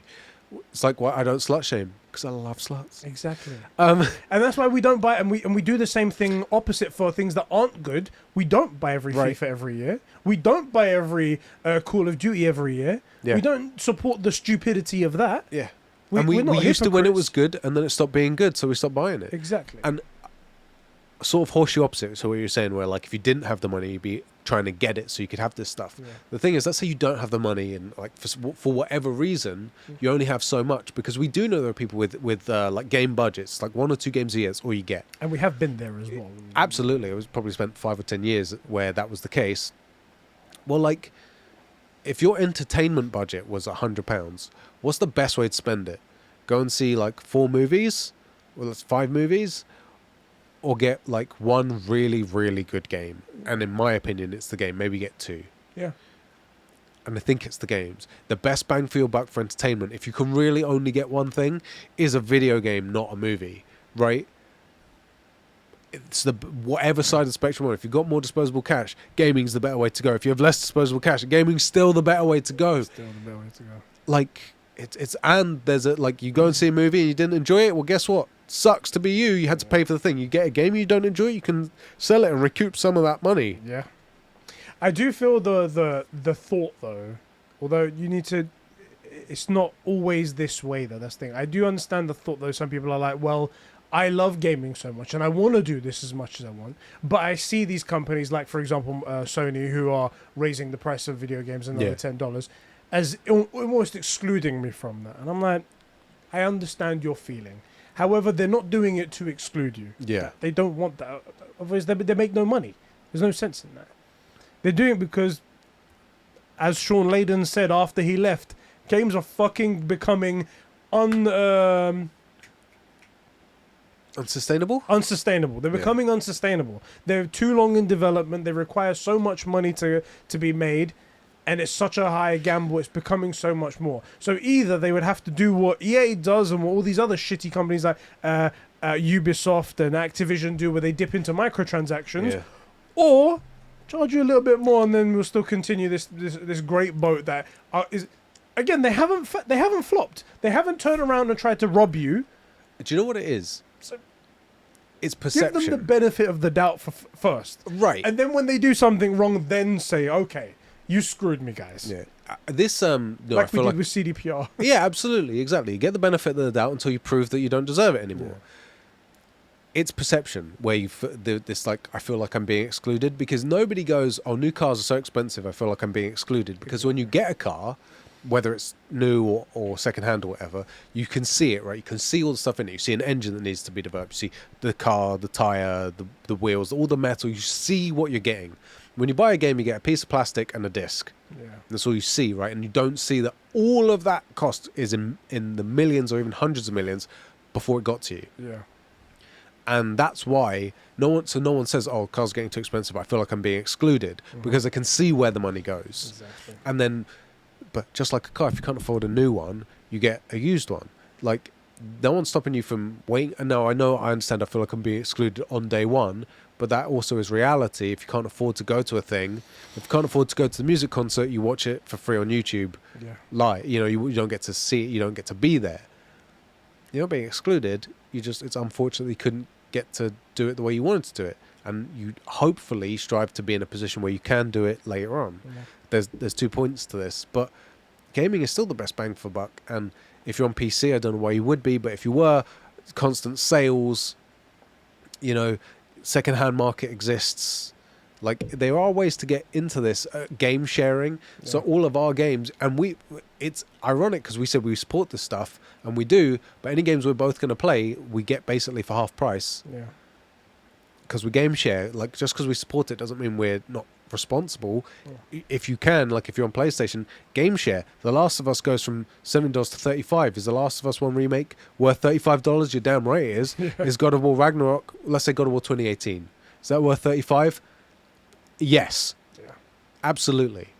To be fair for us though, because I'm buying the collector's edition, it's be £100 each. Because I mean, well, actually, it's more going to be 200. I was going to say it's going to be 200 plus the cost of another game. And it's going to be 235 for you. Yeah. But that's the thing. Is like, but that's where I've seen more value, so I've added more to it. But that's like my choice. The idea that you haven't bought that game more than once anyway. You've bought it 3 times. Yeah. For yourself. Yeah. Right, like if something's good enough, you spend on it, and it's been given to me for free on PS Plus as well. Right, exactly. That's what I'm saying. Take the money, damn it. That's what I'm saying. Like for things that people love, and they go, "Oh, but it shouldn't be that way for gaming," and then they go and collect guitars or something. See, this is the which thing. Are hundreds of pounds themselves. It's not necessarily. And again, please don't take what I'm saying as like talking down to people who maybe can't afford everything in life that they want. Right? We love the pause. We love the pause. But please don't take it that way, because I'm really not trying to say it that way. But no, if you had been given all of the money, then you wouldn't have the same argument. You wouldn't be saying the same things. You'd be like, cool, I have the money, I want to get that thing because I love that thing. If you love that thing, then it shouldn't change because of the price. Within reason. It shouldn't change because of the price. Unless it's something really egregious. See, look. So, I mean, that's why I'm sticking to it. We have kept the same line because we have the same line. If we see something as a problem, whether or not we have the money, it's still a problem. Yeah. We've beefed out Sony when they did shady stuff. We beef out Xbox when they do shady stuff. We have the money for it. Yeah. The money for it isn't the problem, and and to the point where it's disposable. If I had to pay £14 a month for a gaming service, I wouldn't notice it. And that's not a problem. It's, am I getting the value? Yeah. Right? If any company does something that isn't worth it, we say it. Whether or not, it doesn't matter that the money, $70 isn't a huge amount of money to us right now. It's the fact that it's $70. That isn't an amount of money that people have to work for. No matter how much you make, is it worth it? Yeah. And it doesn't. Even if we both won, if we won the Euro Millions, we'd still call out a crappy service at $12.99 a month, even though it has nothing to do, doesn't affect us at all. It's a blip on the radar for us if we won that much money. It still is. Even now, we're not like hyper rich. Yeah. It's a blip on the radar, but it's not worth the money, and that's why I'm constantly talking out about like Game Pass, and not because I don't want Game Pass because I want Game Pass to fail. I want Game Pass to be a healthy service. Yeah. And that's why our thing is not that it's not a good value for money for the average person. It's that it negatively affects the ecosystem, and you'll stop getting good games. And we've seen this on the Xbox side. It's not because it's £12 a thing, and I'm day one release. You're just salty. Well, I could get it if I wanted it. You know, it's really not an issue. Yeah. So genuinely, when we're saying, you know, you shouldn't be complaining about $70, it's not because we don't appreciate that $70 is a lot for some people. Yeah. It's because if it isn't $70, you're not going to get it's not going to be a good game. Yeah. And if it is really that big of a deal, you could either game share and get it half price, or wait to get it second hand, which again, for a good game, it's actually cheaper to game share anyway, because they hardly ever come down that far. Like God of War, you probably still have to pick up for 30 quid. I think it's been a while since that one, so maybe that's got a bit down. But they do. Do you know what? It's gotten better recently. Yes, it's gotten better recently. But I remember back in the day, with like the first party games were just the fucking RRP for the whole time. Yep. Bit like Nintendo now. Yep. Nintendo games don't go down. No, I don't. And it's like, what the fuck? It's been 5 years since this game came Exactly. out. How is it still 60? That's why we don't talk about Nintendo, because none of the rules apply to them. But this is the thing, isn't it? Like, I get it.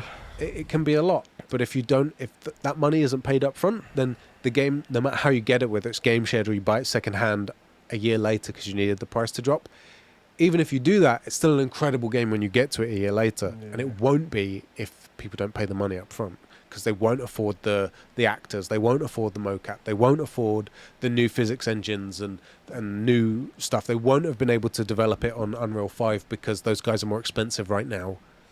A little bit of foresight is just what you need. Right. It's just a little bit of foresight. It may be a bit uncomfortable now, Right.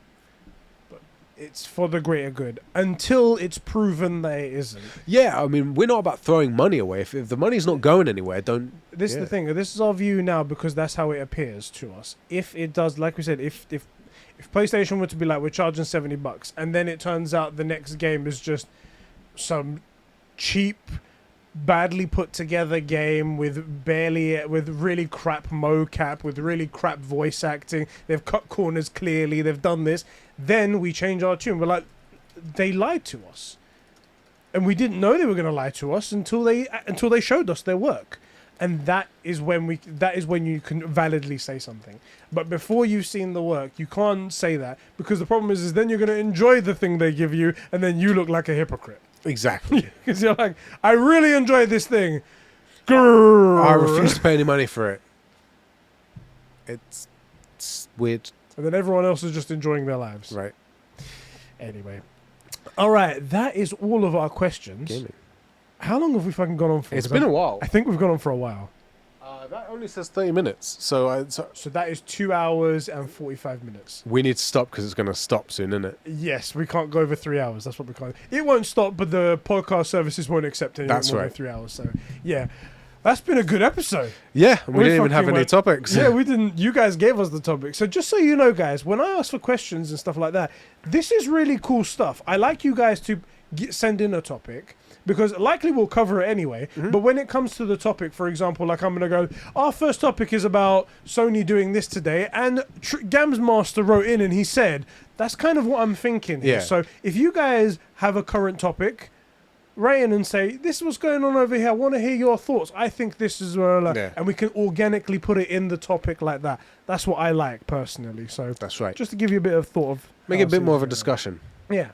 Thank you, bro, for joining me for episode 100. 100! 100, baby. 100. I like... somebody sent me a GIF of 50 Cent. And you can't say 50 Cent. No, it's 50. It's 50 Cent. 50 Cent. Yeah. Oh, yo, 50. Yeah, no, it's not 50 pennies. No. Anyway, guys, thank you guys so much for supporting the show, the channel, everything that we do here. We love you all so much. Thank you for your kind words as well. And, bro, thank you for being such a great co-host. I'll only say this one time. Accept it and just don't ever say it ever again. Bye.